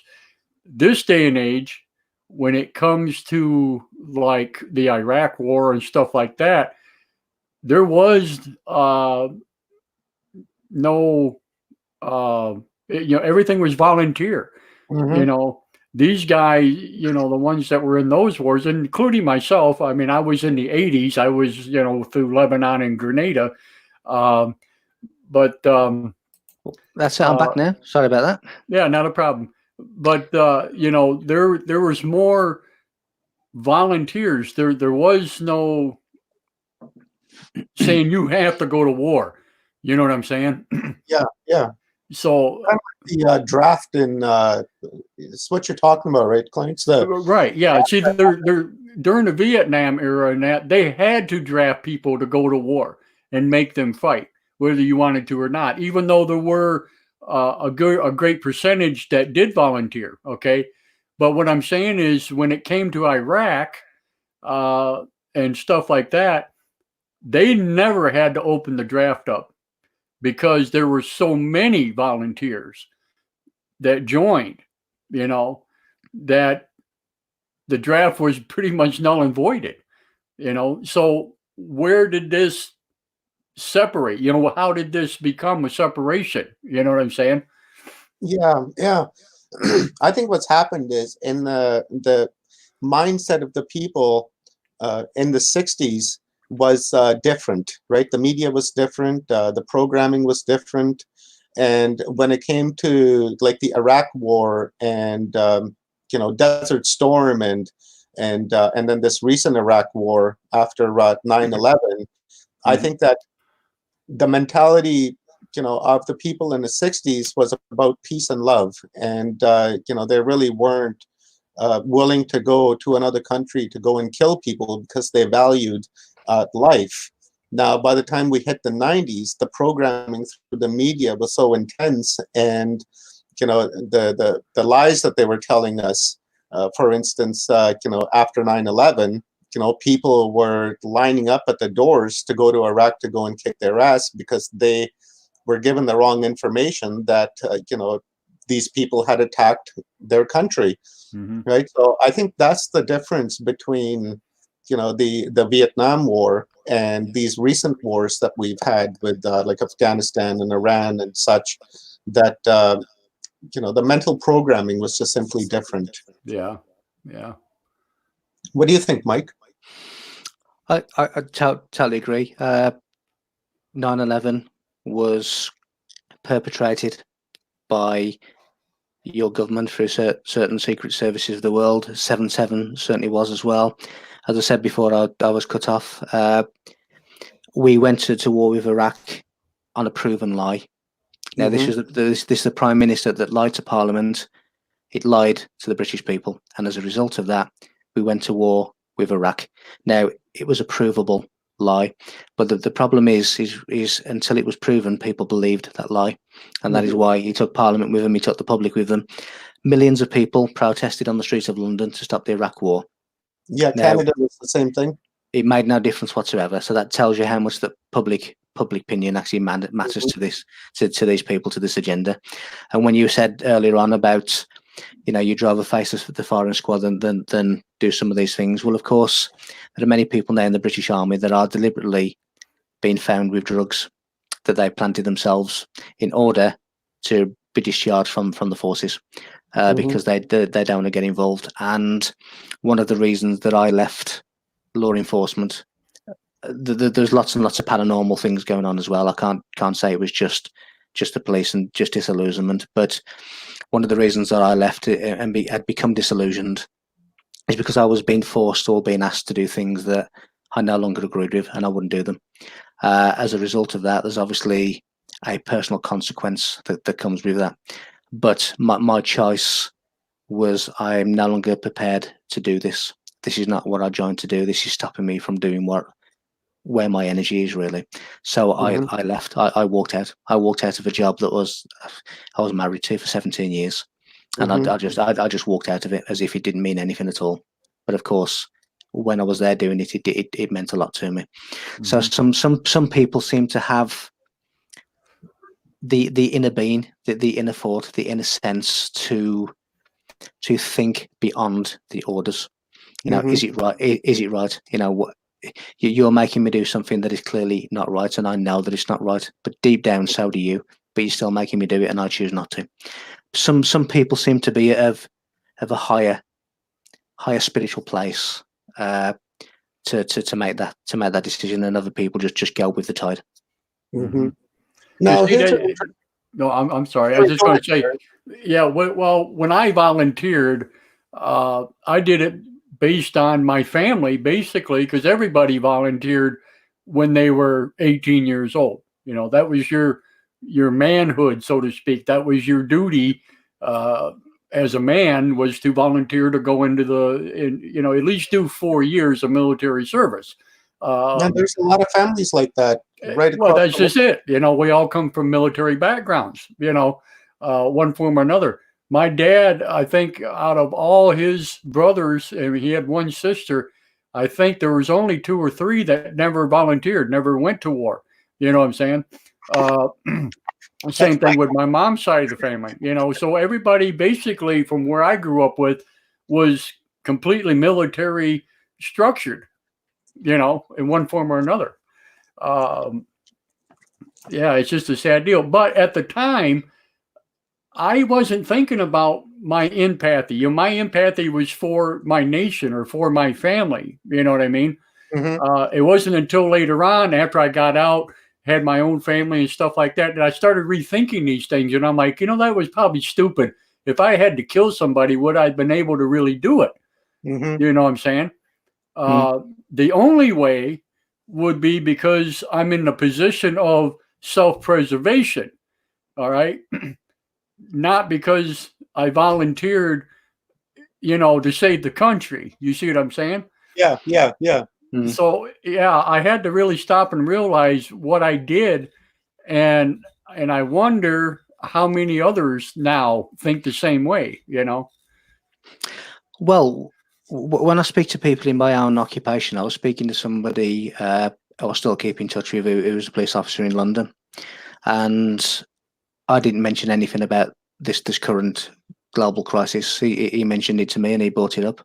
And one of the things that he said was, I think this is covering something else. I think this is a cover up for something much bigger. Now, this is somebody still within the authorities.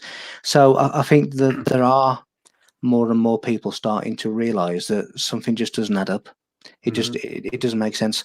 And again, certainly in the armed forces as well, as I said, that there are many dishonourable discharges at the moment by people buying drugs, not because they're drug dealers or drug takers, because they know they're going to get found and they know they're going to get discharged from the army because they no longer wish to be in that environment. And it does take I think it does take a special kind of thought process of empathy, or whatever word you wish to use. Your past in the army is really sort of peer pressure to continue that family line of being in the military, because you don't want to be the one that breaks that. Now, how many times do you see daughter becomes doctor because father and mother are doctors and different occupations, because you are expected to follow that family line, and you don't want to be the one that breaks that tradition. So it's almost a program, it's almost a pressure to follow on with that family trait, really. Could I kill anyone? Well, if my life was in danger, then yes, of course I can. I think anyone could, and I think anybody. I don't see any problem in justifying that, or any problem in saying that, because if your own safety, if somebody wishes to take your life away, then of course you help to do that before they do it to you.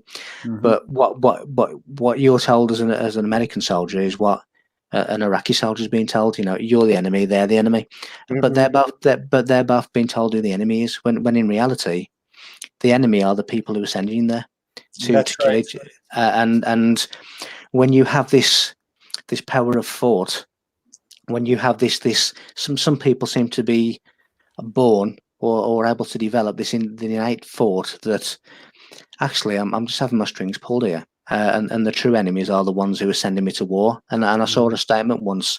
It wasn't a quote; it was a statement. And it said something like, it was George Bush, and it was something like, I send your children to die in war, I send mine to Yale.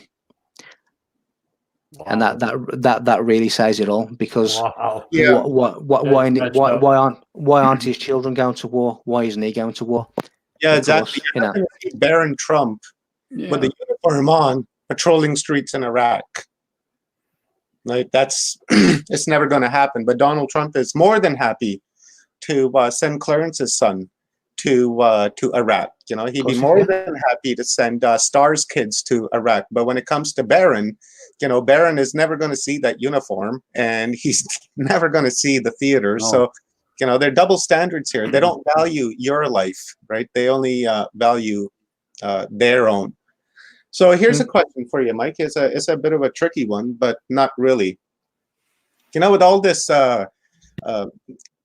information related to this coronavirus, my question is that these are the very same people, right? The neocons are the very same people who lied to us to take us into wars in Afghanistan and Iraq.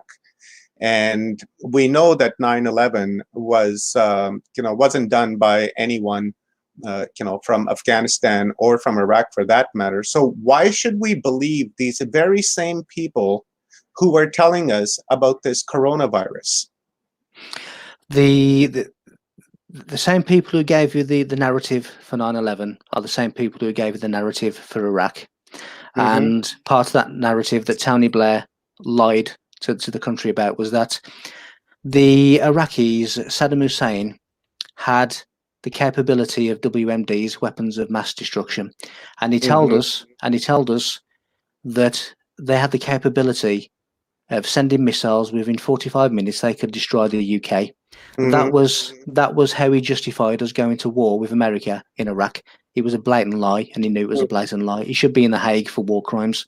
Should be. So yeah, and the same people who gave it the narrative for 9/11 gave it the narrative for Iraq, and so on.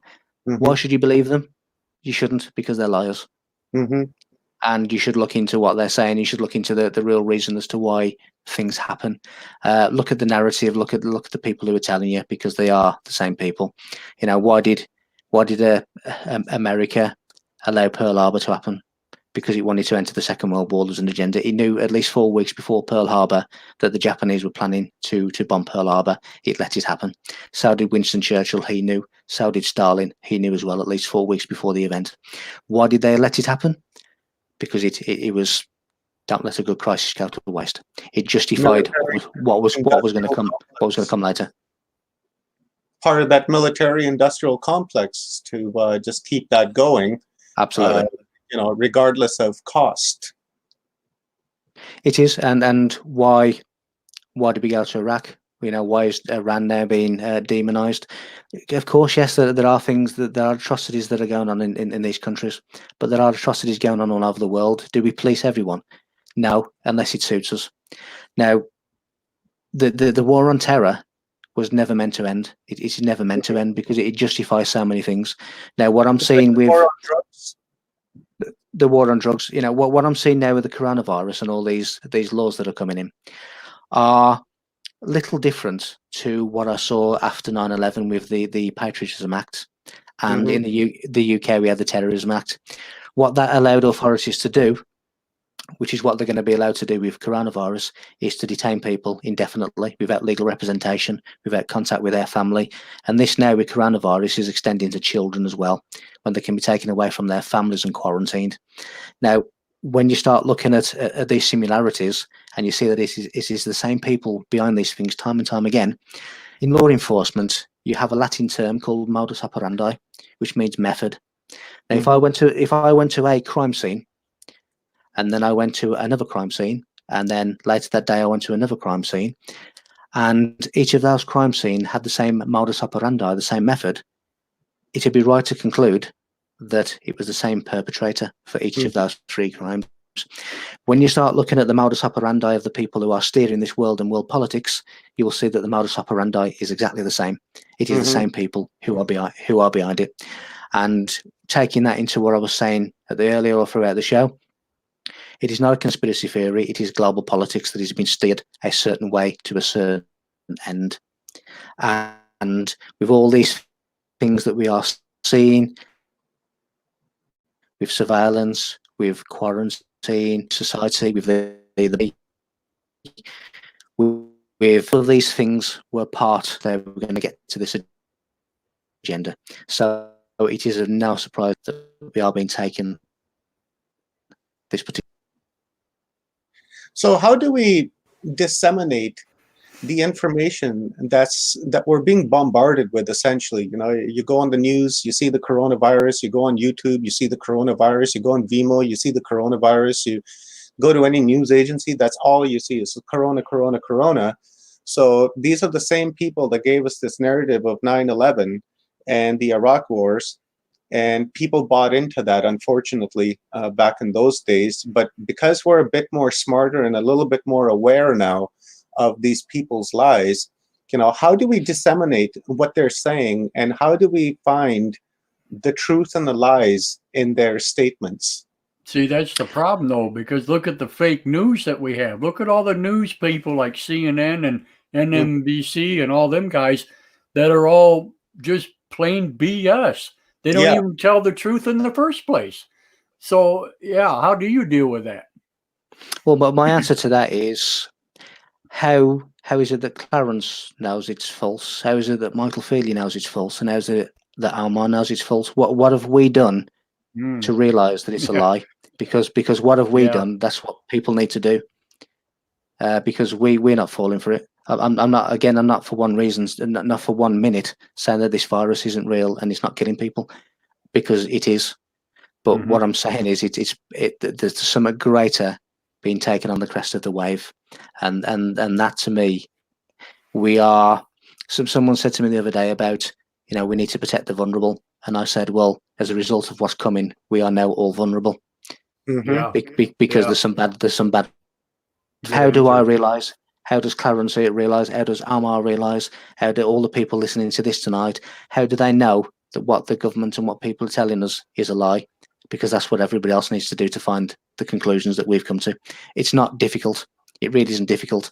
A lot, all it takes sometimes is to sit back and think, okay, while everybody's looking left, what's going on right? And as soon as you do that, you start to realise there's something going on. But see, that's my whole point, though.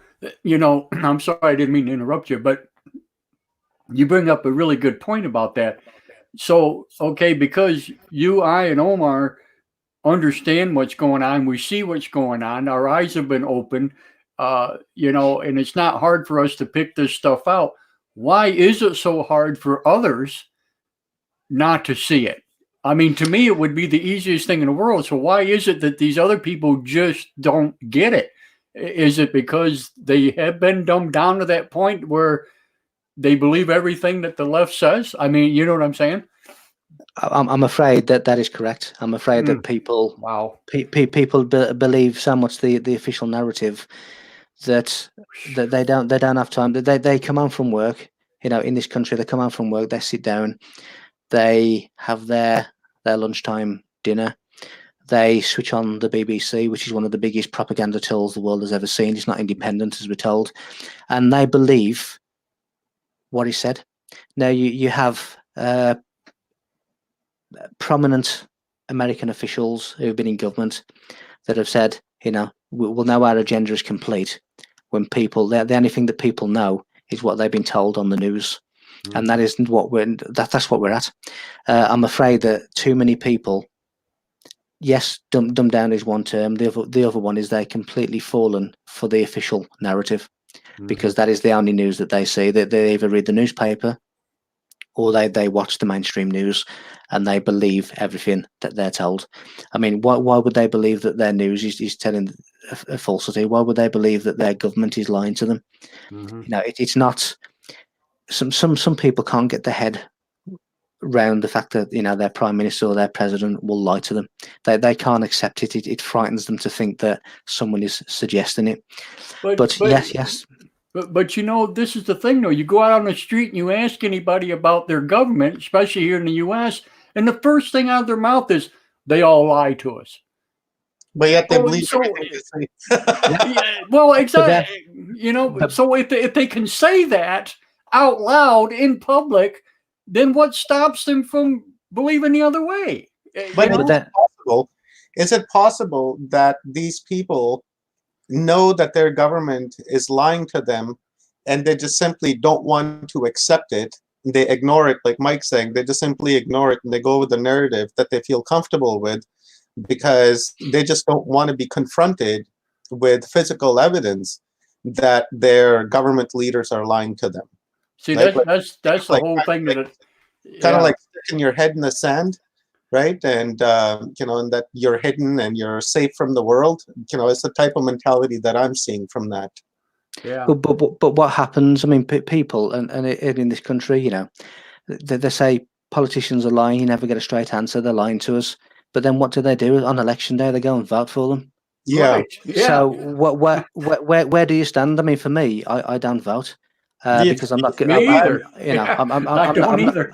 I'm certainly not going to be an accomplice to this fraud. Yeah. So for some, it's no different to somebody saying these knives are dangerous. I'm not going to buy a knife, and then go and buy one and stab yourself. When you turn around and say Donald Trump's a liar, Tony Blair's a liar, David Cameron's a liar, Boris Johnson is a liar, but I'll go and vote for him.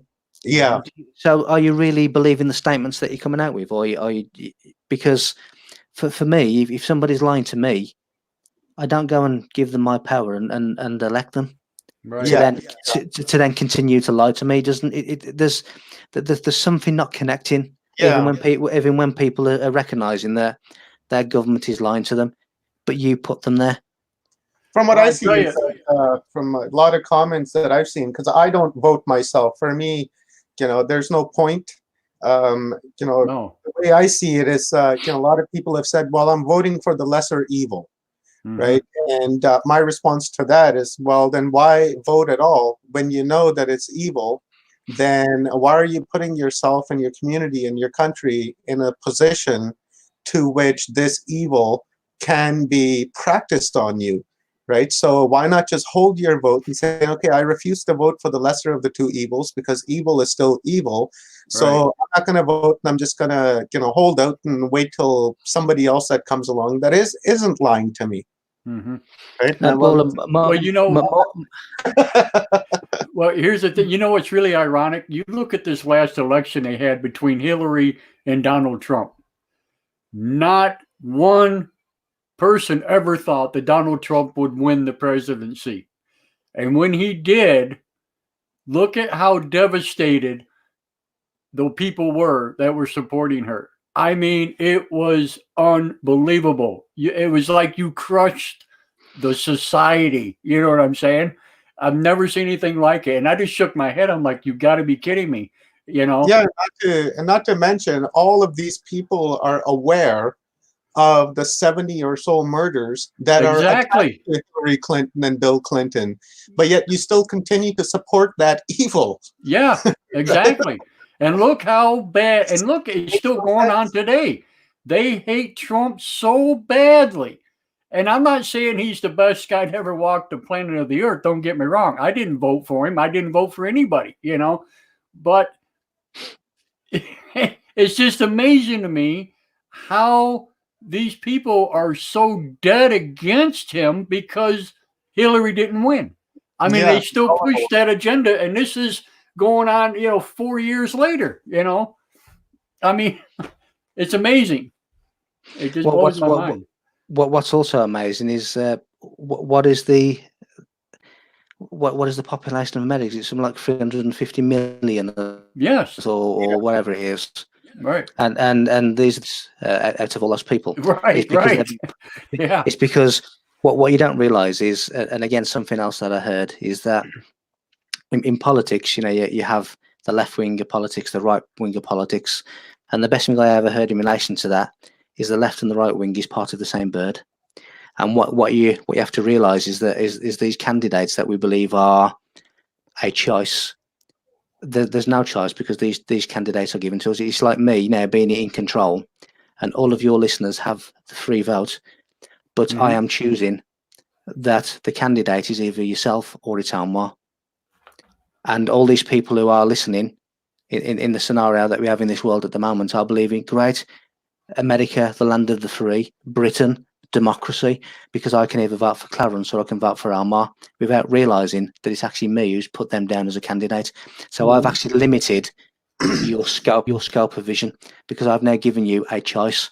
Well, really, I haven't, because it doesn't matter to me if Almar or Clarence wins, because I'm still going to get what I want. that's right. right. And this really is the political system that we have. Your audience are the voters. I am the shadow person who's in control, and I'm putting Clarence and Almar forward as the candidates for people to choose from. They think they have a choice, but I'm going to get my way either way, because I've put you forward. And that is really the political system that we have in this world. And when people start to see through that, and when they start to say, that candidate's lying to me, or I like him slightly better, well, that's quite irresponsible. Take yourself out of it, and stop giving these people your power to lie to you, to do these things to you. And until you get that, then this is the world that we're going to have. Yeah, another fact behind what you're saying, Mike, is that all but one president in the United States are related. And then all those presidents are related to other political figures right across the world, right? So all of these, presidents and prime ministers and, queens and kings, they're all related and belong to the same bloodline. So, when they say, oh, well, the choice now is Bill Clinton or, Donald Trump and Hillary Clinton, fact of the matter is that Donald Trump and Hillary Clinton are like distant cousins, right? Yeah, So, yeah. they've Yeah. been put into this place. And I call Donald Trump becoming president in Barack Obama's first term because I'd never heard anybody ever in my life ridicule a president as Donald Trump did to Barack Obama.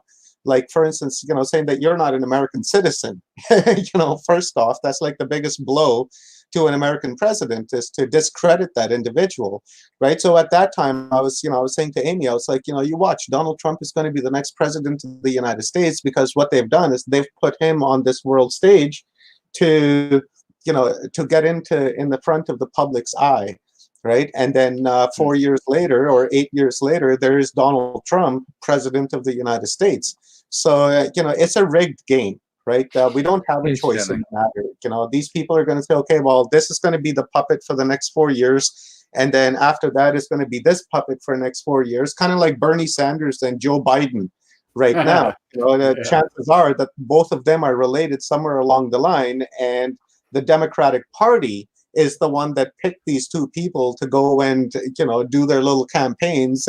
And then at the end of the day, they don't care whether Sanders gets elected or whether Bernie or Biden gets elected, because they're both going to represent the same face, the same agenda, and the same long-term goals. So, at the end of the day, we're nowhere ahead when it comes to these, these parasites, is what I call them, because essentially that's what they are. They're leached onto us and just sucking the blood right out of us, and it's they are all related. And British royalty, European royalty, American presidency is related. It goes all back to the pharaohs of Egypt, where they were related. It even goes into the movies. Tom Hanks is related to George Bush. You have Kate Middleton, who's the wife of Prince William, who's related to George Washington.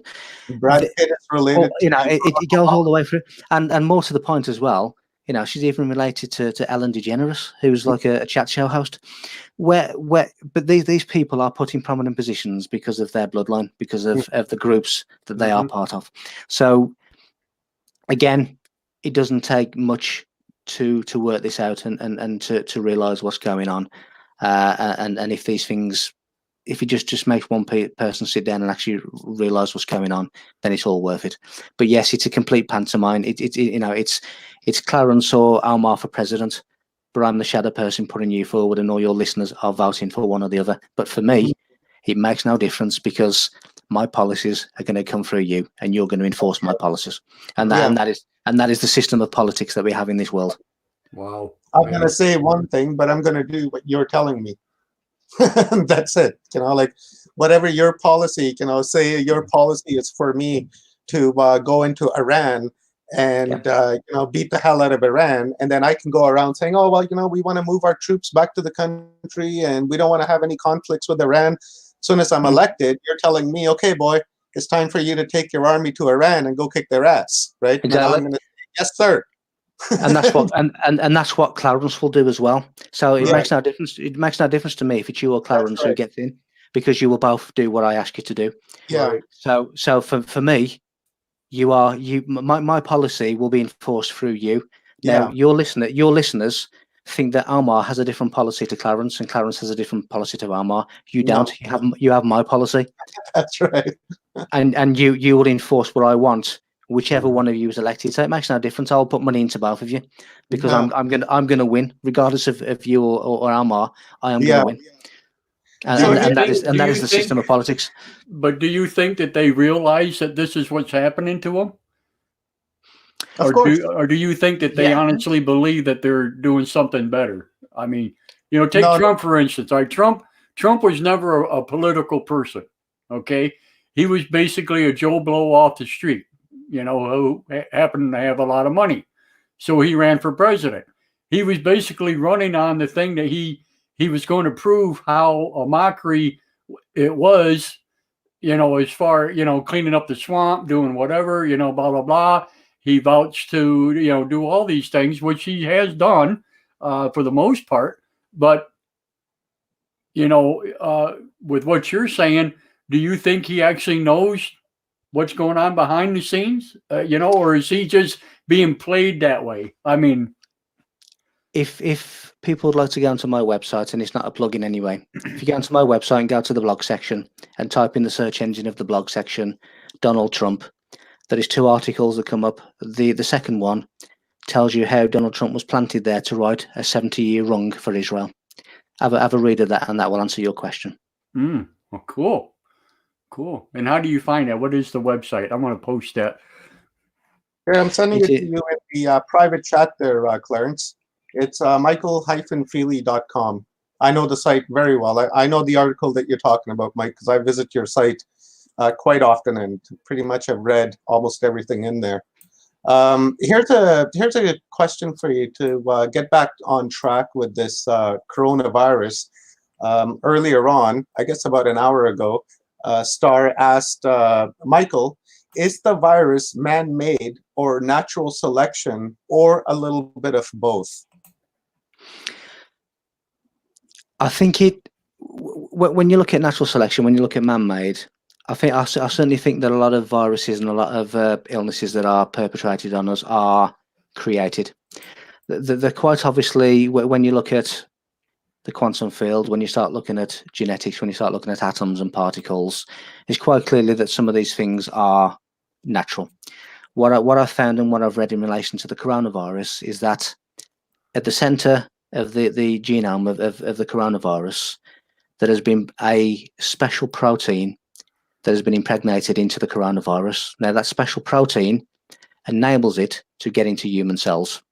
So whether or not this is a natural virus, and when you look at what the Palladians are saying, and as I said, when I all throughout this week, I've gone and looked at the stars all week, every night, and the amount of things that I've seen in the sky is phenomenal every night.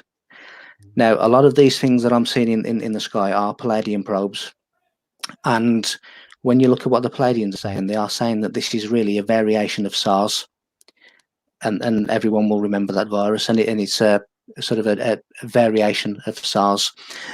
What I think has happened is these viruses are being assisted.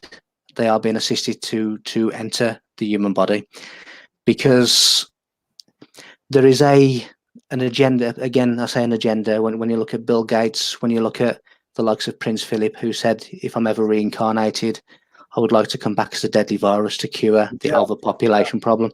When you look at other members of royal family saying about the population problem, when you have the likes of Bill Gates talking about the overpopulation problem and how they wish to limit the population, it then doesn't take much more of a stretch of imagination that these things are doing just that. And these viruses that have been impregnated with special proteins that enable them to enter human cells, there's been some kind of let's help this along, and let's sort of do a job and do many things that we want to do all in one go.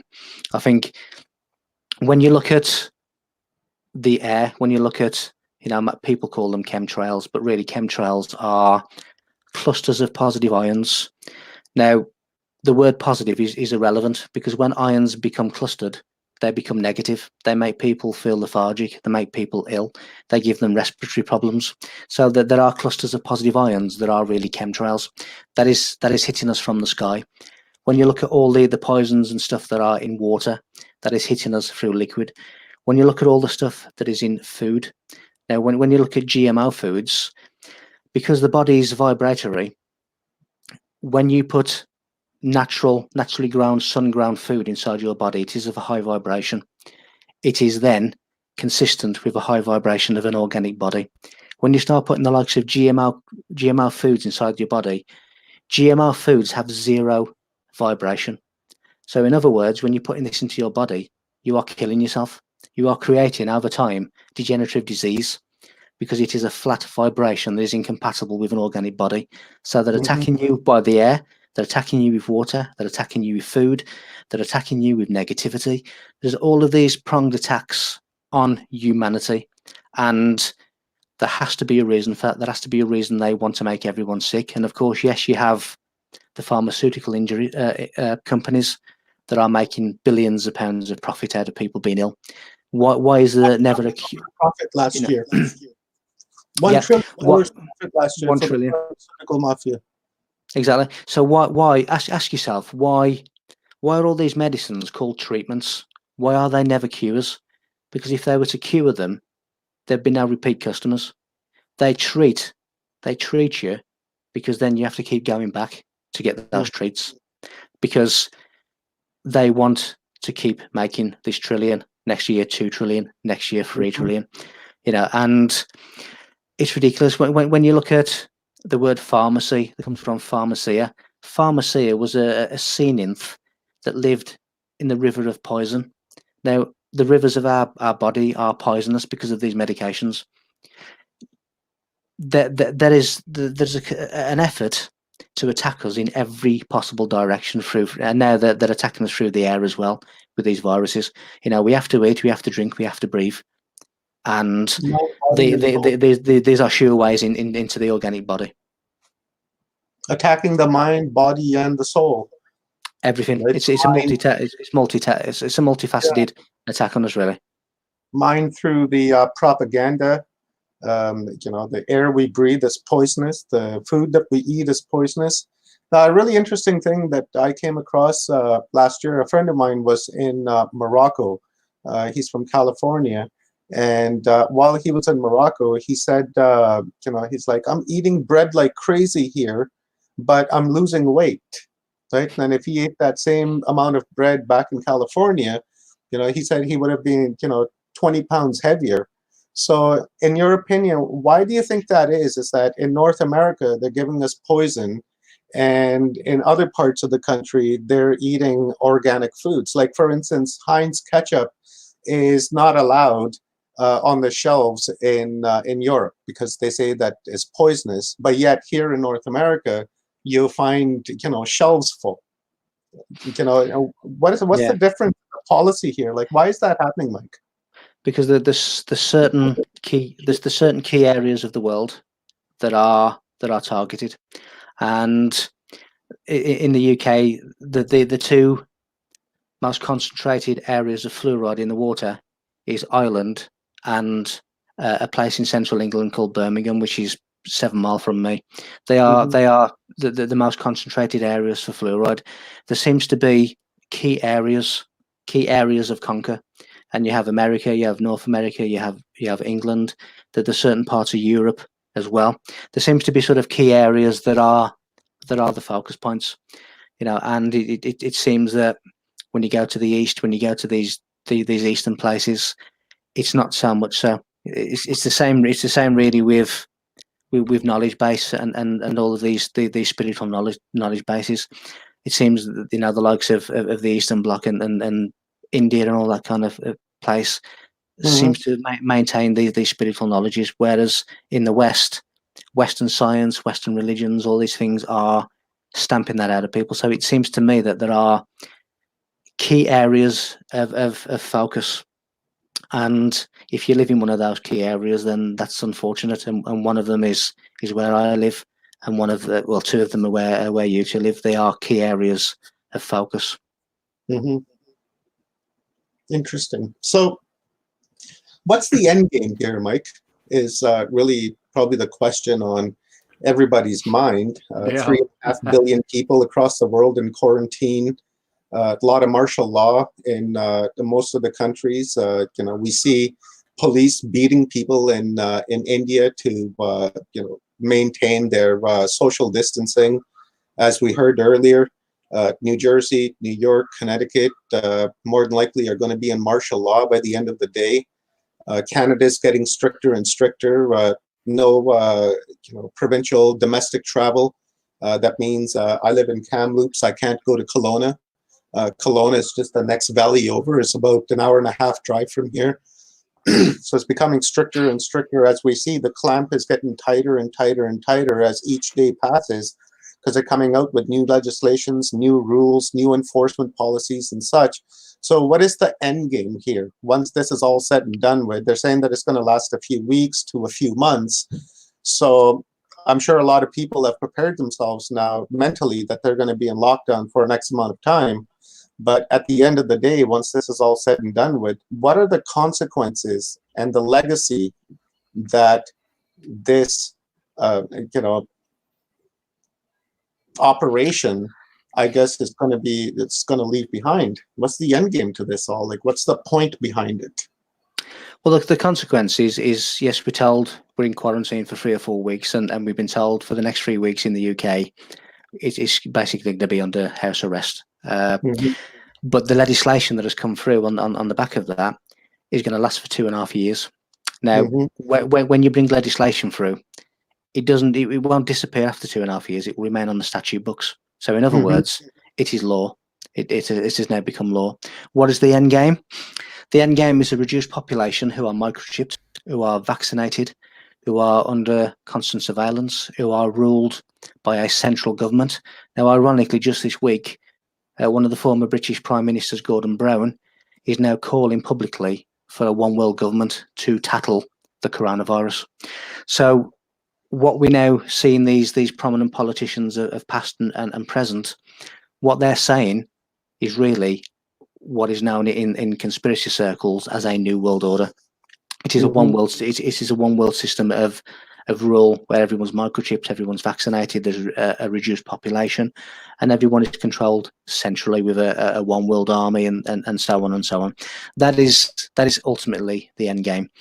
Now, when you know that is the end game, when you start to see these types of things, and you start to see legislation that is going to enforce these type of things, then it makes it quite clear that this is the agenda at play. Mhm. Martial law, mandatory vaccines for coronavirus. That, do you know what else is going to be in there? You know, drones that are now flying the skies, operated by the police, because Mhm. they've been, they've been flown in authority areas in the UK now for a little while, because people are becoming desensitized to having them in the sky. Now, all of a Mhm. sudden, law enforcement has taken them over, and it is now part of surveillance of people's movements. We're having increased satellites in the sky, which again is surveillance. It's bringing 5G in. We're having all of these things really that has been the ultimate agenda for a long time. And these people plan these things for, it could be 50, 70, 100 years. And Mhm. what people see as a prophecy is really a well rehearsed plan. The ultimate game is complete control of humanity.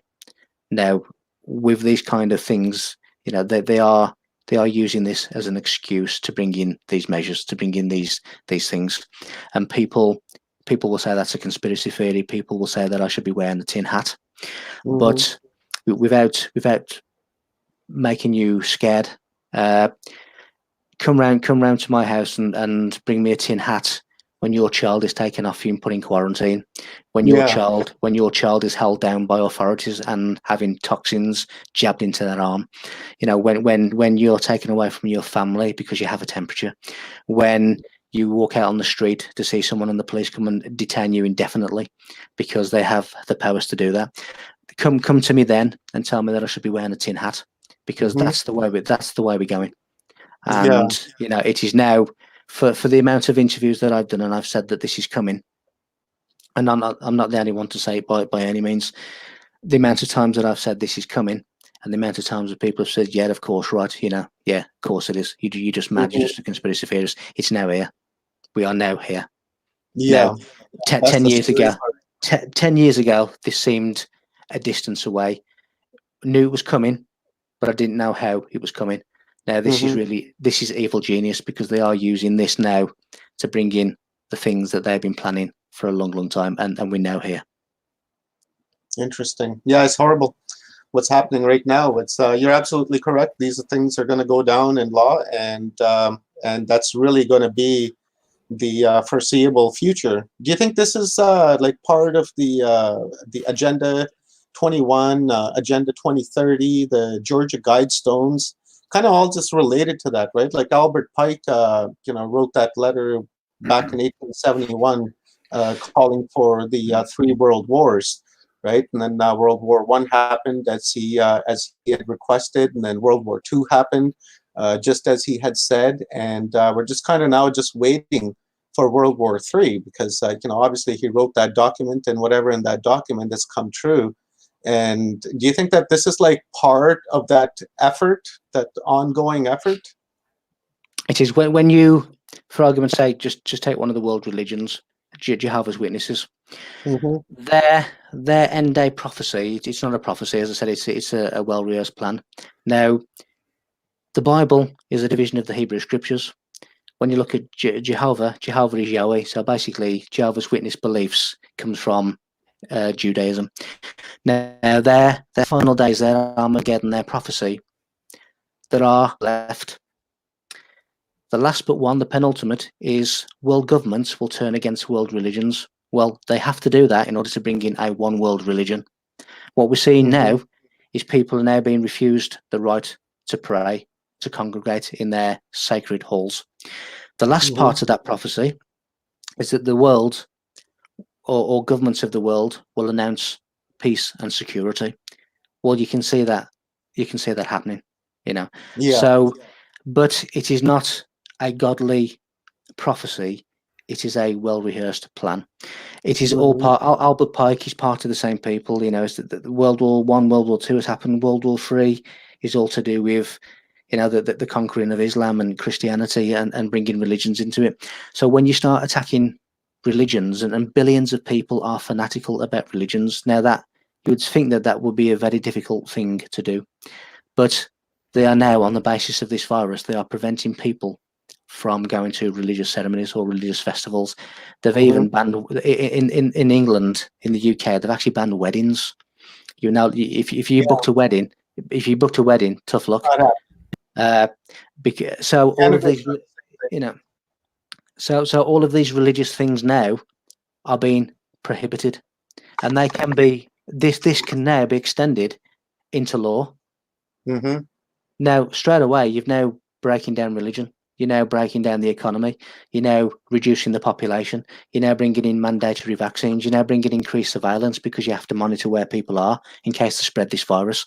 It's really evil genius of how they've brought that from there to here in weeks. Reminds me of The Spy Who Shagged Me. That's right, gold member. I remember it well. Yeah. Kind of really what it reminds me of what you were saying. It just some reason he came to mind of this evil genius, like absolutely, yeah. But yeah, and when you watch certain films, not of that comedic value, but when you watch certain films, then they've been prophesizing this for a long time. We've in Hollywood. It's been coming for a long time, and now it's here, and you can see it. Yeah, and you can clearly see this philosophy that you're talking about in shows such as Star Trek, right? Star Trek is a world at peace, one world government.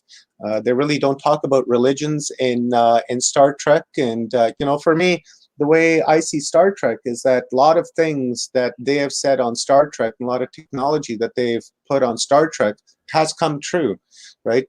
Star Trek has really essentially built our technological side of our world anyways. And from what you're saying with this one world government and one world religion and kind of what have you, you see that in Star Trek, so much so as even a space force, kind of like Starfleet. Right now, do you think that this space force is like part of this whole globalism that's taking place here, with like one world government, one world army, and part of that one world army would be the space force that America has created, where they say it's American only, but I'm thinking that because of the cooperativeness in space, that all world governments are kind of involved in this space force. Well, Ronald Reagan, the US president in the 1980s, was talking about a Star Wars, and so it's been going on for a long while. Of course, we don't know what's going on up there. A lot of the sightings that we see as alien are not alien. It's our own stuff, but because they're stuff so far in advance of what we know in the public, we suspect that it's some kind of foreign intelligence. A lot of it is ourselves, although a lot of it isn't.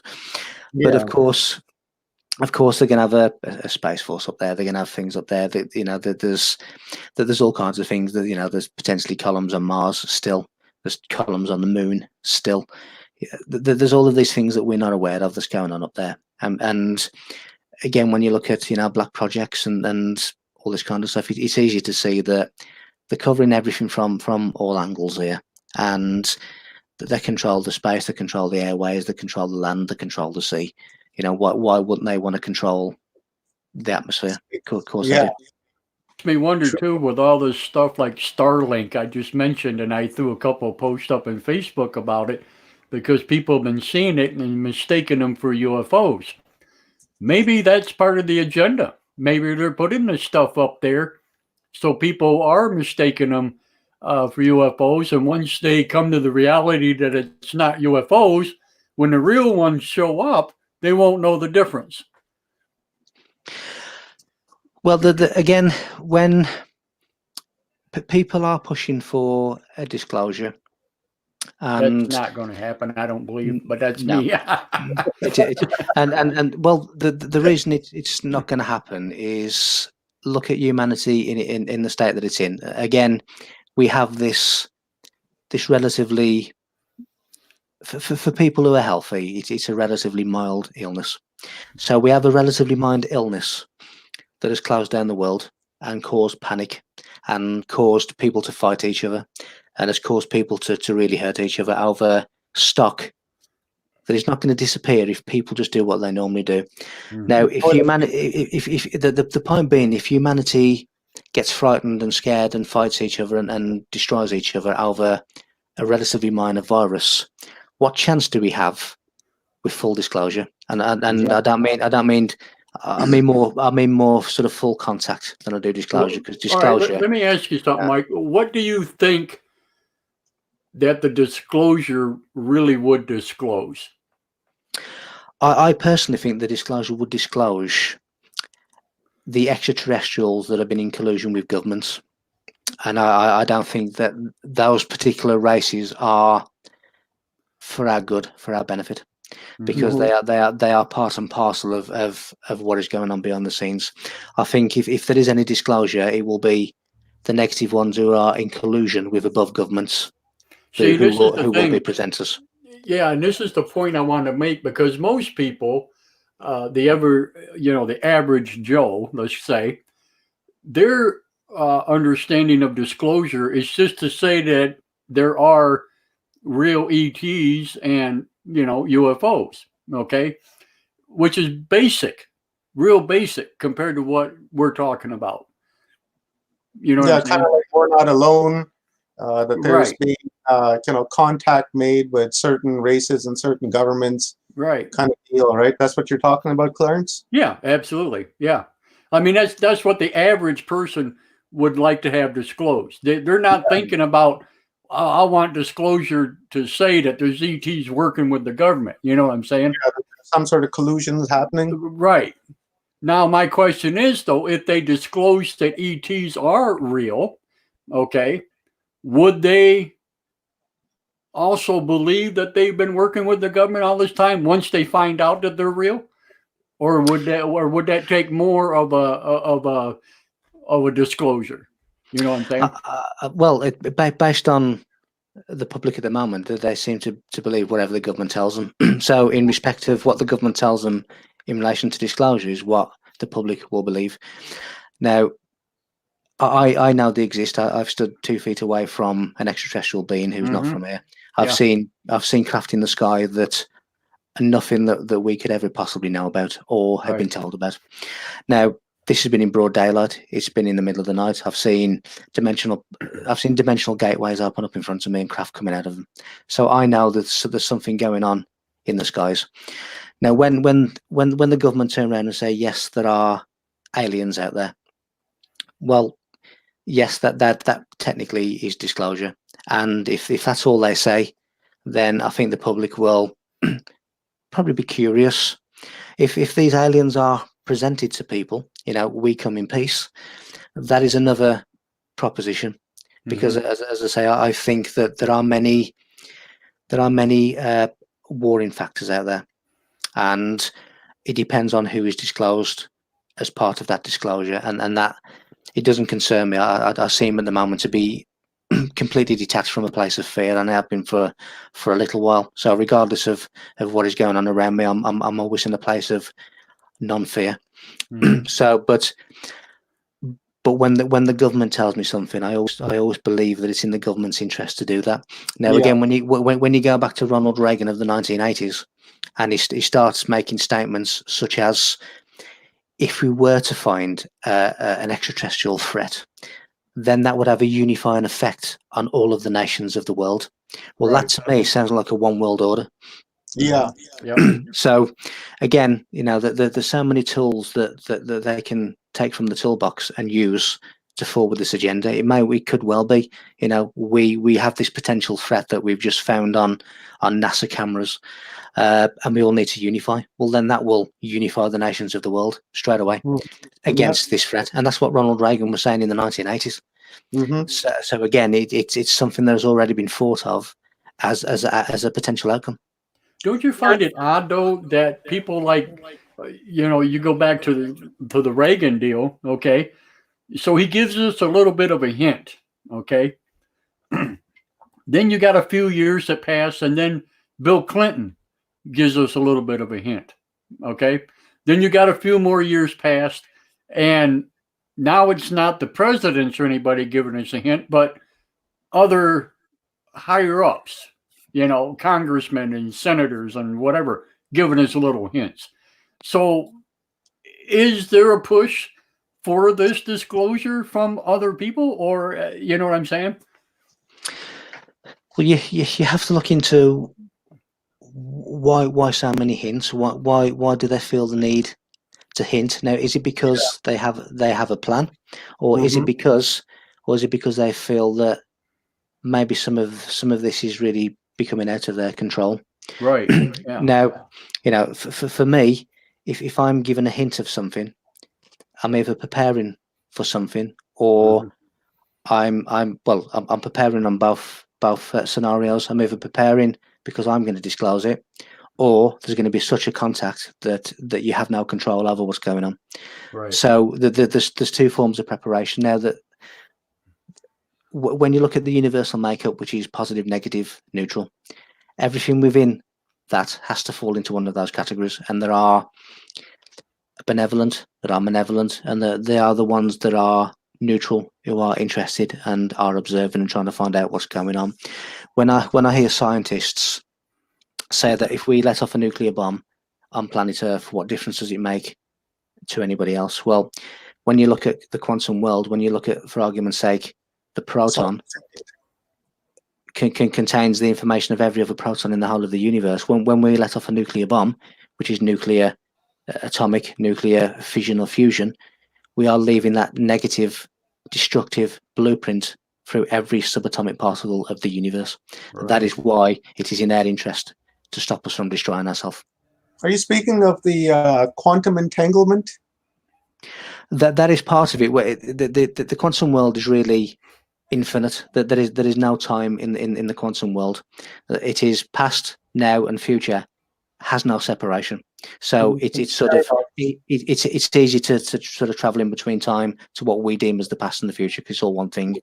When you look at the quantum world, which some people call the Akashic record, they call it by different things, but the quantum world around us is basically a library of universal information, and we can our atoms and our cells and all our particles, which basically, through the collapse of the wave function, has come from this pure awareness into the particles of physicality through observation.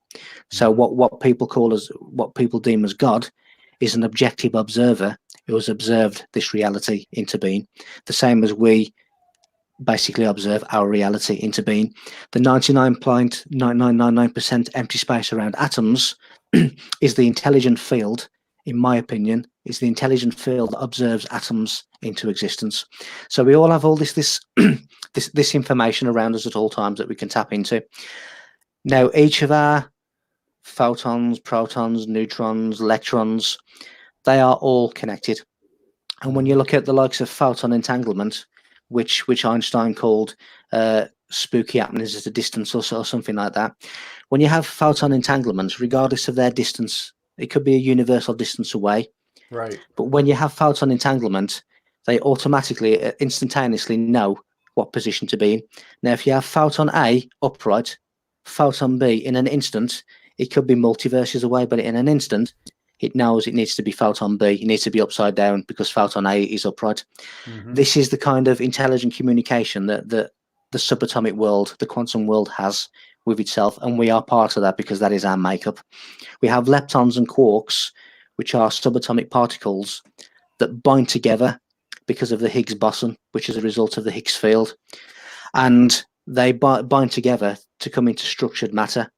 Now, that can only happen at something less than the speed of light. So the speed of light is the ceiling of our existence. Now, we have access to all of this information. So what we do, what we put out there into the quantum world, will last forever in the quantum world. And every one of us has access to that information. So everything is all connected. There are interdimensional beings who are coming and going. And I've seen it where they've appeared to just appear and they've appeared to just disappear. What they're doing is in the third dimensional reality, there are what they call corridors and tunnels, which are outside of time and space. Now, what they're doing, they're coming to the third dimension, and then they can disappear out of the third dimension, down these tunnels, and reappear into our reality at any given moment, at every given place, at any given time. And it gives the appearance that they're blinking in and out. But what they're doing is they're actually traveling beyond space and time and appearing at a different place. And there's lots and lots of interdimensional beings and craft that are coming in and out of our reality. They're all around us. They are assisting us, or they're observing us, because there's a lot of things going on Earth at the moment, and it affects everyone else. So full disclosure, if it's government led, I'd be concerned with that.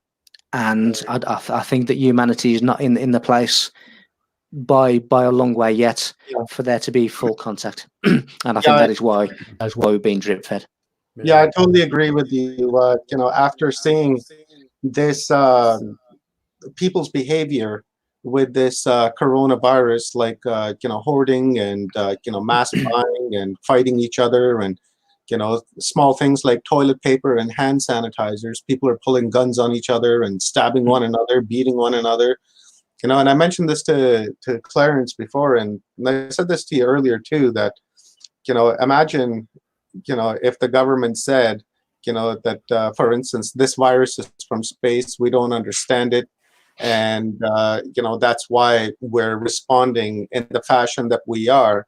Now imagine what would happen if people found out that there was an extraterrestrial attack, of any sort, whether it's by UFOs or whether it's a virus attack, how the citizens of the world would react to such a news. So for me, I feel that disclosure is something that humanity is definitely not ready for, especially after seeing, what's taking place right now, in grocery stores all across the world. There's no way. I don't think people would be able to handle that news with any certainty, right? They would panic. Martians are attacking kind of mentality, right? Yeah. And now the world would go into mayhem. The question is, will that ever change? I don't think so. I don't think so either, but that's my opinion. I mean, Yeah, mine too. But just from seeing what's happening, humanity is almost like an infant race, where we're only just a few days old, and we get this bad news and freak out, right? So we're along. Okay, so let me say this, all right, and I'm going to direct this at Michael. All right, in the Bible, it talks about the end days in the Revelations, and what's it say? 100,000 will be taken. There's only a chosen few. So in my perspective, it would be people like us. And when I say us, the empath, the ones that have the empathy, well, the rest of them will be left behind. What do you think of that? I mean, well, when you look at the Bible, it is largely code and metaphor. Now, the passage is really the 144,000 that will be on the right hand side of Christ. Right. Okay. Now, the 144,000 is really code for the number 9, because 1 + 4 + 4 is 9. Number 9 in esoteric circles is really esoteric man and completed man. So in other words, the ones who understand the mysteries, the ones who understand the sacred knowledge, the ones who are brought up on that sacred knowledge, and they become the twice born, which is the second coming of Christ. It is really your own awareness, your own Christ consciousness. So these characters never really existed. They are metaphors for hidden messages. So the 144,000 is really the completed man. It's a code for those who have understood the mysteries. The end days, well, again, there could be many scenarios of end days. I mean, it could be this virus, it could be anything. I certainly find with the Bible is it's not prophecy, it's a plan. So the 144,000 are them, the ones who've understood the mysteries. And number 9 is quite pinnacle in many ways. You know, you have the 9 pyramids of Egypt, you have the 9 stages of alchemy, you have 153, which is prominent in the Bible with Christ catching 153 fish, with the Greek Demetria of Mary Magdalene equaling 153. 1 + 5 + 3 is 9. 153 is a number of sacred knowledge. When you get to the Great Pyramid of Egypt, the entrance is on the 17th course level. If you add up all the numbers from 1 to 17, 1 + 2 + 3 + 4, etc., when you get to 17, it equals 153. When you get inside the Grand Gallery, there's 153 steps. It's 153 feet long. And contrary to what people believe, the ancients were using the same metrics and the same mathematics and distances as we were. So they were also giving their coordinates in their longitude and latitude to their precise location and the location of other monuments on Earth and Mars and other places. So really, there's always been an intervention with humanity, and humanity certainly is an infant race. And as Amar says, the way in which people have behaved over a problem that they've really now exacerbated and caused is if you know, the Martians or the Palladians or the Syrians or something were to come down and say, here we are, then I dread to think what would happen, because and any responsible extraterrestrial race would not do that. Okay, so let me ask you this question then. When there's people such as us that had visitations / contacts, are we the chosen ones? I mean, is there a reason for that, or is it just a random thing? It can't be a random thing. I mean, I was told in a channeled message that, well, many things, and some of them were, we're not here to rescue you, we're here to help you to rescue yourselves. I was told that from the very time that I came here, I was chosen to do this. I've also been told that you often wonder how you get the information you do. Well, we channel this to you. So I was chosen to do it for whatever reason that they haven't said, but I was chosen to do it. And the information that I've been able to piece together is with the assistance of something beyond this. Yeah. Why did they choose certain people? I can't answer that, because that is a matter for them. You know, if you wanted certain people on your football team and you had the choice, you know, if Almar's great in defence, you'd choose him. If he's not, you'd let you'd let the opposition have them, because he's of no use. If you have the choice to choose your team, then you will choose your team, and you will choose them wisely, because they will convey. You know, I've also been told that I am able to take things that are complicated and make them easy. I've also been told that not many people tell it for what it is, without putting flowers on it, without making it look pretty and fancy. It just as it is. So, you know, if you're choosing a particular team for a certain time for a certain thing, and you have the choice, then you're going to choose the people who you think are going to do the best job for you. See, see, that's us, Omar. We don't put flowers on nothing, man. We tell it exactly what it is. I don't agree. And is programmed enough to where everything has been sugar-coated for them, that I just find that reality and truth just kind of speaks for itself. And there's no need to sugarcoat things. There's no need to, honey glaze the donut, so to say, and, just take it as it is. And if it tastes bitter, then you really need to question your own thinking as to why this tastes bitter to you. And, that's kind of kind of where I stand with that. And you're not the only one that has said this, Mike. Of being chosen to carry out a certain agenda or certain goals that are in place. Guys like David Icke, who have said the same thing, that he was just simply chosen to relay a message to the world, and he's a very intelligent guy. I always enjoy his line of thought, and he said exactly the same thing, almost verbatimly to what you just said. Mm-hmm. And I find that really interesting because for me, you guys are like kind of on the same parallel, on the same at the same level, right? Like for instance, yourself and David Icke. For me, I believe David Icke to be a prophet, and in your case, I'm beginning to think the very same thing, that that you've been given this information and you've been chosen to share that prophecy and the decoding of our ancient past, and to relay that information forward. And that's really your life goal. As you said, you were a policeman for 17 years, and that just didn't ring well with you, and you left, and you knew that you had to do this. And it kind of almost parallel to what David Icke was doing. David Icke was a sportscaster, and he did that for many years, and then he left, and suddenly he got into what he is into today. And of course, he was ridiculed in the beginning, but now people are coming back, listening to him and following him even more, because almost everything that guy said has come true. Mm-hmm. Right? Whether people want to say it's a conspiracy or not, the way I say it is that okay, maybe it was a conspiracy for the first one, but when these coincidences continue to stack up on top of one another again and again and again and again, then it's just no longer a conspiracy.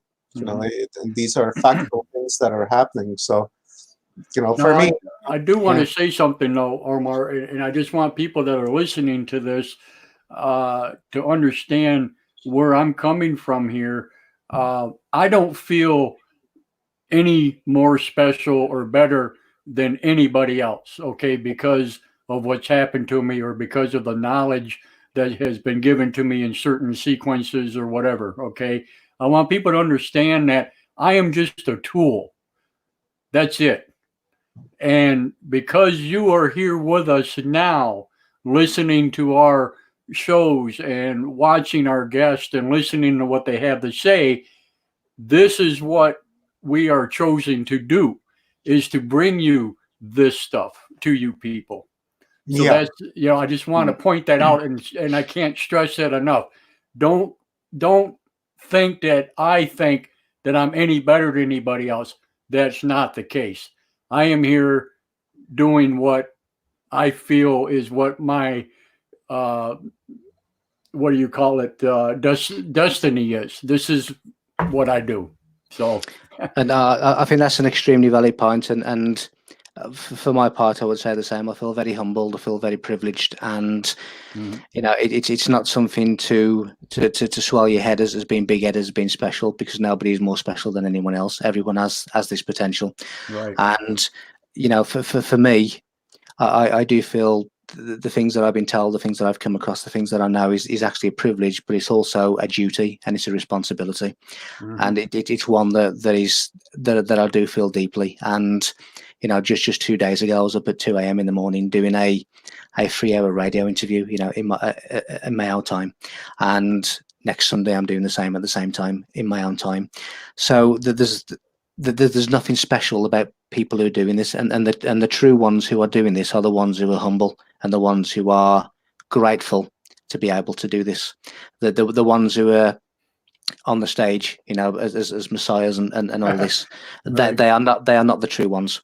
No. But it's completely humble. It's a complete privilege, but there is a great responsibility in doing that, and it's one that I personally take very, very seriously, and I give a lot of time and effort to do that. But it is just a voice piece for something else.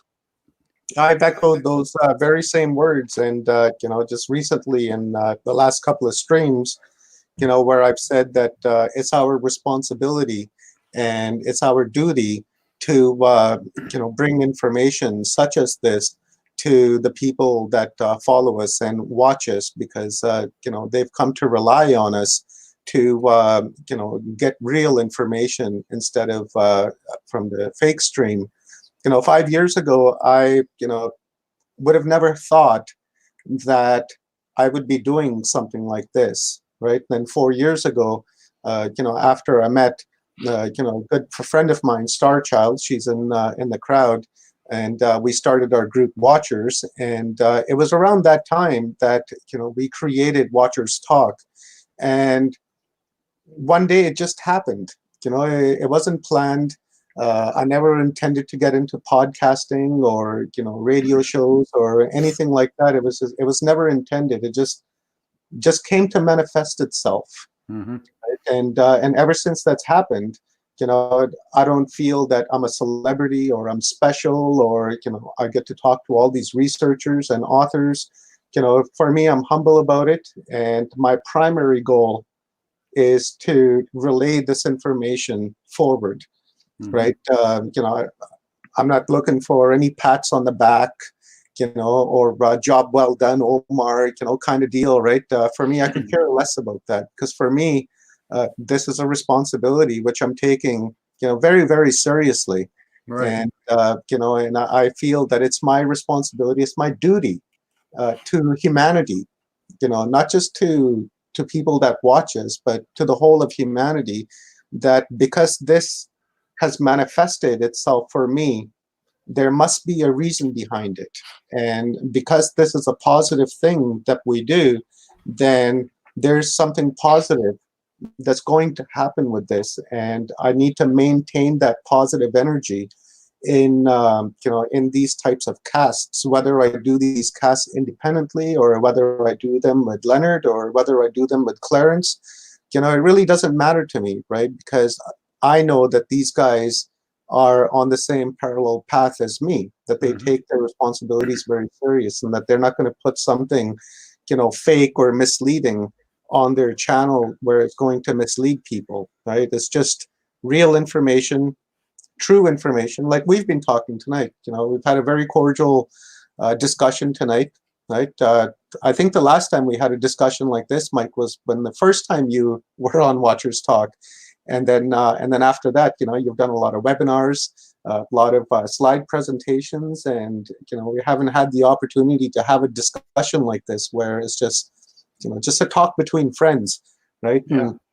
And this is the information that people need to know, and they understand. They know that Mike's not going to bullshit them, right? Mike's just going to give them the information as it is. Now you take it or you leave it, right? And at the end of the day, our goals are met. Mm-hmm. I was also told that I'm not doing this for my benefit, but that I would benefit from doing it. Mm-hmm. And I think that is true, because I do benefit from having the information. For me as a being, having this information given or guided or whichever, it comes in many different forms. But for me as a being, it really has made a difference to me. And when I was in the squad car and married to my former career, I never envisaged doing this either. Mm-hmm. I was never ever going to leave that. I was never going to do this. I was always, even from childhood, I was shy. I was in solitude in my bedroom. If I'd be in a bar and crowds would walk in, I'd be so shy that I would have to leave, because I was so self-conscious and so shy of what people may have been thinking. Mm-hmm. So for me, my whole personality has had to change. My whole life has had to change in order to prepare. Yeah.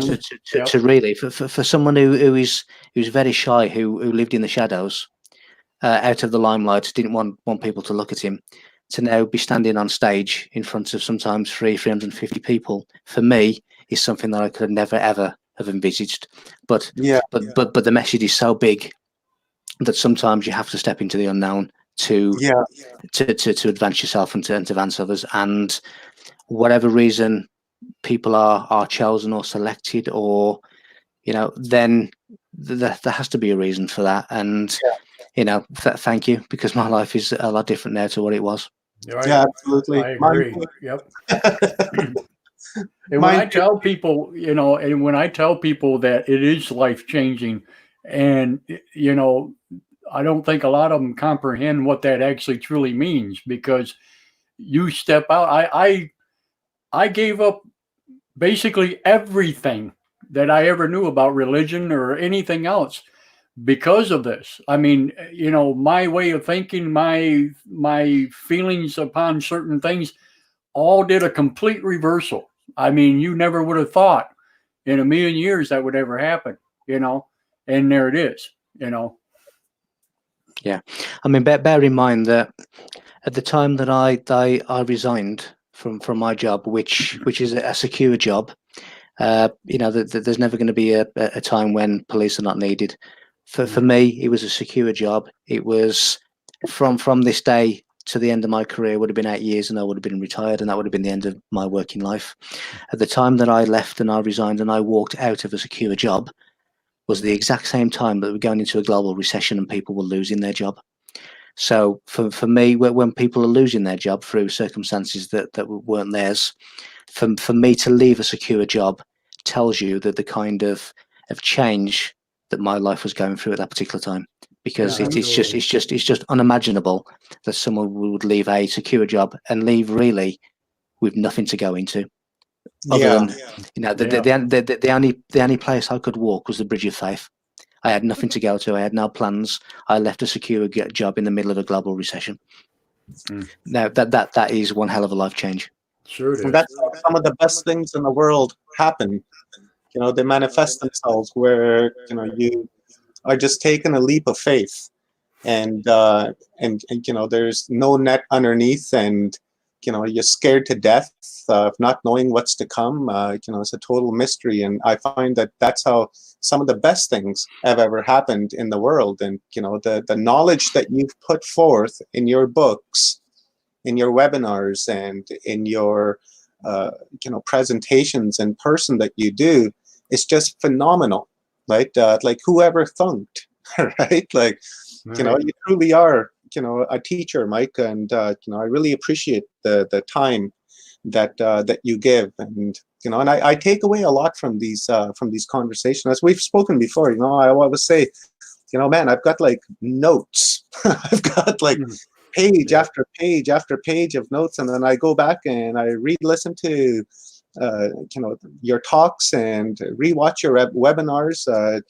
Try to listen to your radio shows, and because the information that you give is life-changing, right? It really makes you think, right? I know it makes me think, right? I question everything afterwards. It's like, oh, well, what if this is happening? And what if this is happening? Oh my God, I can't believe that was true. And that was true. And, so carry on like that, right? So, I find that your choice was a destined choice, as you were saying, because this knowledge, channeled to you, brought to you, given to you, and it's meant to be shared. And you recognize that. And then to leave the security, of your job, it takes bollocks, my friend.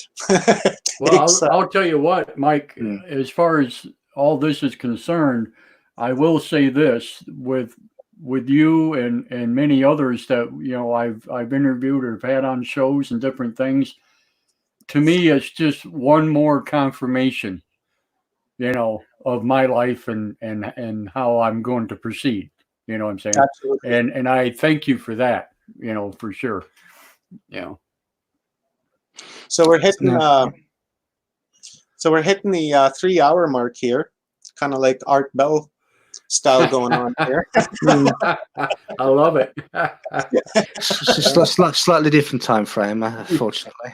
Yeah. Speaking of Art Bell, you just did an interview there with him yesterday, or I believe it was yesterday, right? I guess for me it would have been yesterday. For you, a couple of days ago. It was the early hours of yesterday morning, Friday morning. Yeah. It was Thursday. It went very, very well. There's lots and lots of deep stuff going on there. There was lots and lots of talk of many different things. Again, quantum mechanics, quantum physics, subatomics, ancient cultures, religions, just lots and lots of different things. And then next weekend, I'm on with Richard C. Ogland, which is going to be interesting. which is Yeah. going to be that'll be an interesting conversation, because of course he mapped Sidonian City on Mars with a 19.5 degree effect, really, and mapped it all out as 19.5 degrees, and various other monuments of the world have 19.5 degrees. What he hasn't done that I'm aware of is explain why, but I'm going to explain that to him next week. So hopefully he'll, he's mapped out that it is. Now I'm going to tell him why.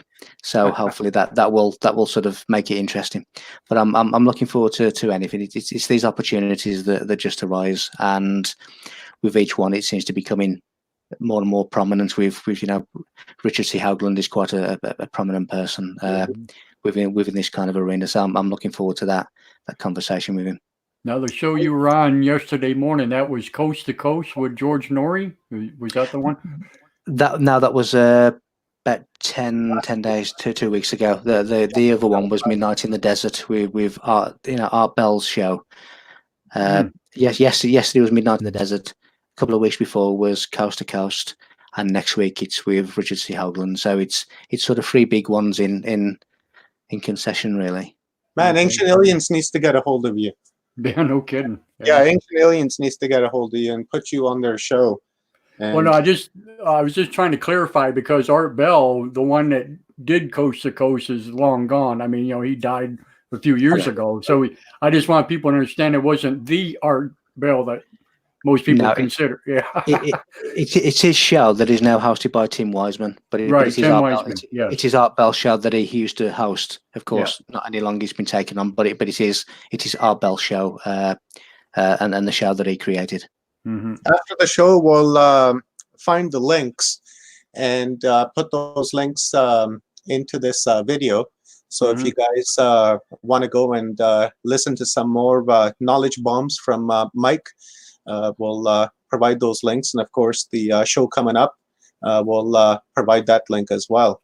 Listen to as much as you can from Mike, telling you. As much as you possibly can. It's definitely changed my perspective on thinking. And, and I thank you for that, because it's really clarified my line of thinking because I was raised in a religious family, and Islam, and I was only on my knees until I was about 12 or 13. But at that time, I really began to question the religion program. And then many decades later, you came along, and deciphering the Bible and the codes that are in it really clarified things for me and the choice that I made. So thanks for that. This guys definitely listen to this man. Like I said, a prophet. Absolutely. Not a stock market prophet. No, nothing like that. Prophet of knowledge, enlightenment, awakening, higher vibration, higher distortion, higher frequency, something that we're all aspiring to achieve. And you're an example of of that zenith, which we're all hoping to acquire. So thank you very much, Mike. I really appreciate it, buddy. Yes. We're hitting 3 hours here, so you got you just recently published another book, right, Mike? Maybe you want to plug that in. Oh yeah, it's an ebook. What I find is when I've finished a book, it's gone, it's finished, it's at the printers, it's been edited, it's ready to come out. But then I have lots and lots of other information that comes after that point, which is then too late to go into that one. So that naturally makes me have to roll like a ball and write another one just to capture the information that missed. And what I've just done, I've now, probably in the next couple of days, or certainly in the next week, there's an ebook called Vibrations of Light, Message from the Unified Field. And that really goes deep into how things came into being, how things came into creation. It goes into, again, some of the ancient mysteries. It goes into the correlation mathematically of a gigantic satellite navigation system, but using mathematics or universal mathematics in terms of how the face on Mars gives you the directions to Stonehenge, how the Great Pyramid gives you the directions to Stonehenge, how the pyramid gives you the directions to the Sidonian City, how Avebury in Wiltshire, which is the location of Stonehenge, is an exact map overlay of the Sidonian city on Mars. And it's that kind of thing really that gives you the correlation between all of these ancient secrets and all this clear intervention from superior intelligences. It goes into the 19.5 degree effect. It goes into crop circles being formed by the power of mind, and how what people believe are crop circles are really ovals.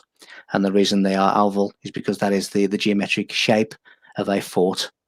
So that is why crop circles are ovals, because they've been created by somebody's vacuum domain self-radiant ball of light. So it goes into all this kind of science and ancient mystery and that kind of thing. And that is on the site now ready, but it will be available fully in probably less than a week. Nice. Right on. And of course, Michael Feeley's address is on the screen. So be sure to go and pay that site a visit. And also, what I've seen on Mike's website is that if you want to, have a one-on-one consultation with Mike, Mike does have a like a 45 minutes. Is it, Mike? That someone can call you on Skype and pick your mind. Yeah, there's different lengths of time, and there's also newsletters on there as well. One of them is a free newsletter each week, and then there's other ones where the Skype calls included and stuff like that. So yes, that is true, and most people tend to have half hour, 40 minutes, and we discuss whatever they wish to discuss because it's their time. So yes, there is that availability. There's lots of free stuff on there. Then there's lots of stuff to purchase as well. Depends on what people wish to do. There you go, guys. So if you want to pick Mike's brain a bit more, head to his website and sign up for the newsletter. And if you want to talk to him, sign up for the Skype. And I'm sure he'll be more than happy to talk with you.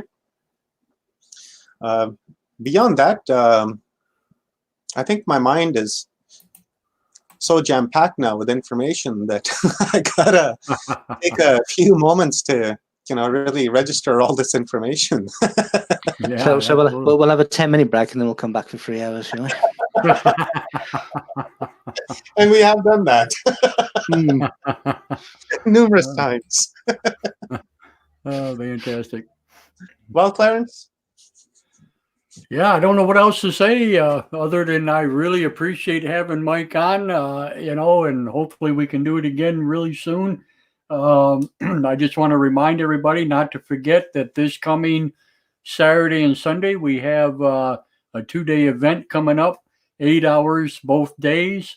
And that's Contact with Closer Encounters. So I hope everybody will be there, Hopefully we can get Mike on to that ballot as well. Absolutely. Yeah, that'd be awesome. Based on ET contact and channeling and, UFO webinars and stuff. So we'll talk to Mike after the show is over, see if he'd like to participate. But good call on that, Clarence. Yeah, April 4th, 5th, that's next weekend. 8 hours each day, 9 a.m. to 5 p.m. And should be fun. We're going to have panel discussions and one-on-one talks and webinars and try to get to the bottom of all this, UFO and, the people who have had contact and things like that. So it should be interesting. Mm-hmm. Absolutely. I'm looking forward to it for sure. Yeah, me too. Me too. More information. Okay, well, I guess without Mike, did you have anything more you want to add, or? Well, no, just briefly that look into it, question everything, and look into the motives of your rulers and your leaders and the people who you trust. Look into the motives. Look what's behind the rhetoric, and actually learn what's really going on, and that will stand everyone in good stead. Very good. Awesome. And with that, I'd just like to thank everybody for being here with us. And, until we meet again, but keep an eye out for our posts. And, we will be updating a bunch of stuff here. So, like I said, we're going to throw some extra links up. We're going to get things set up for our next big show. So most definitely, yeah. Grandmaster G. Feeley, always a pleasure. Well, thank you. Star tells, she says, it's been a pleasure to be around for such a great show, and all the people that watched together with us. Stay safe, peeps, and stay calm. Grandmaster G. Feeley, always a pleasure. Awesome. I love comments like that. Oh, cool.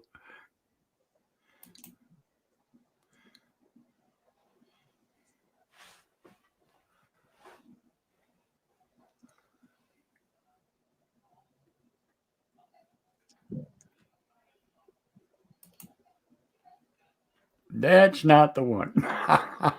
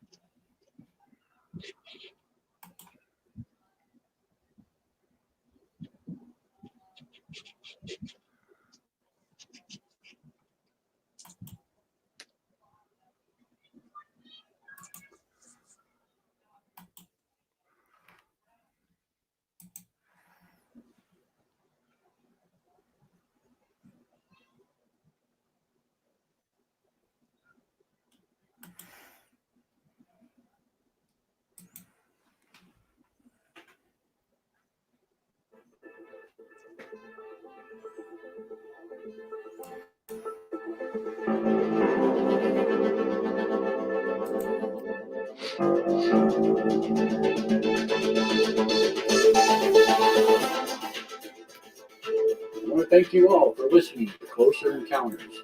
Please remember to like, follow, and share. And until we meet again, keep your eyes to the skies. Thank you.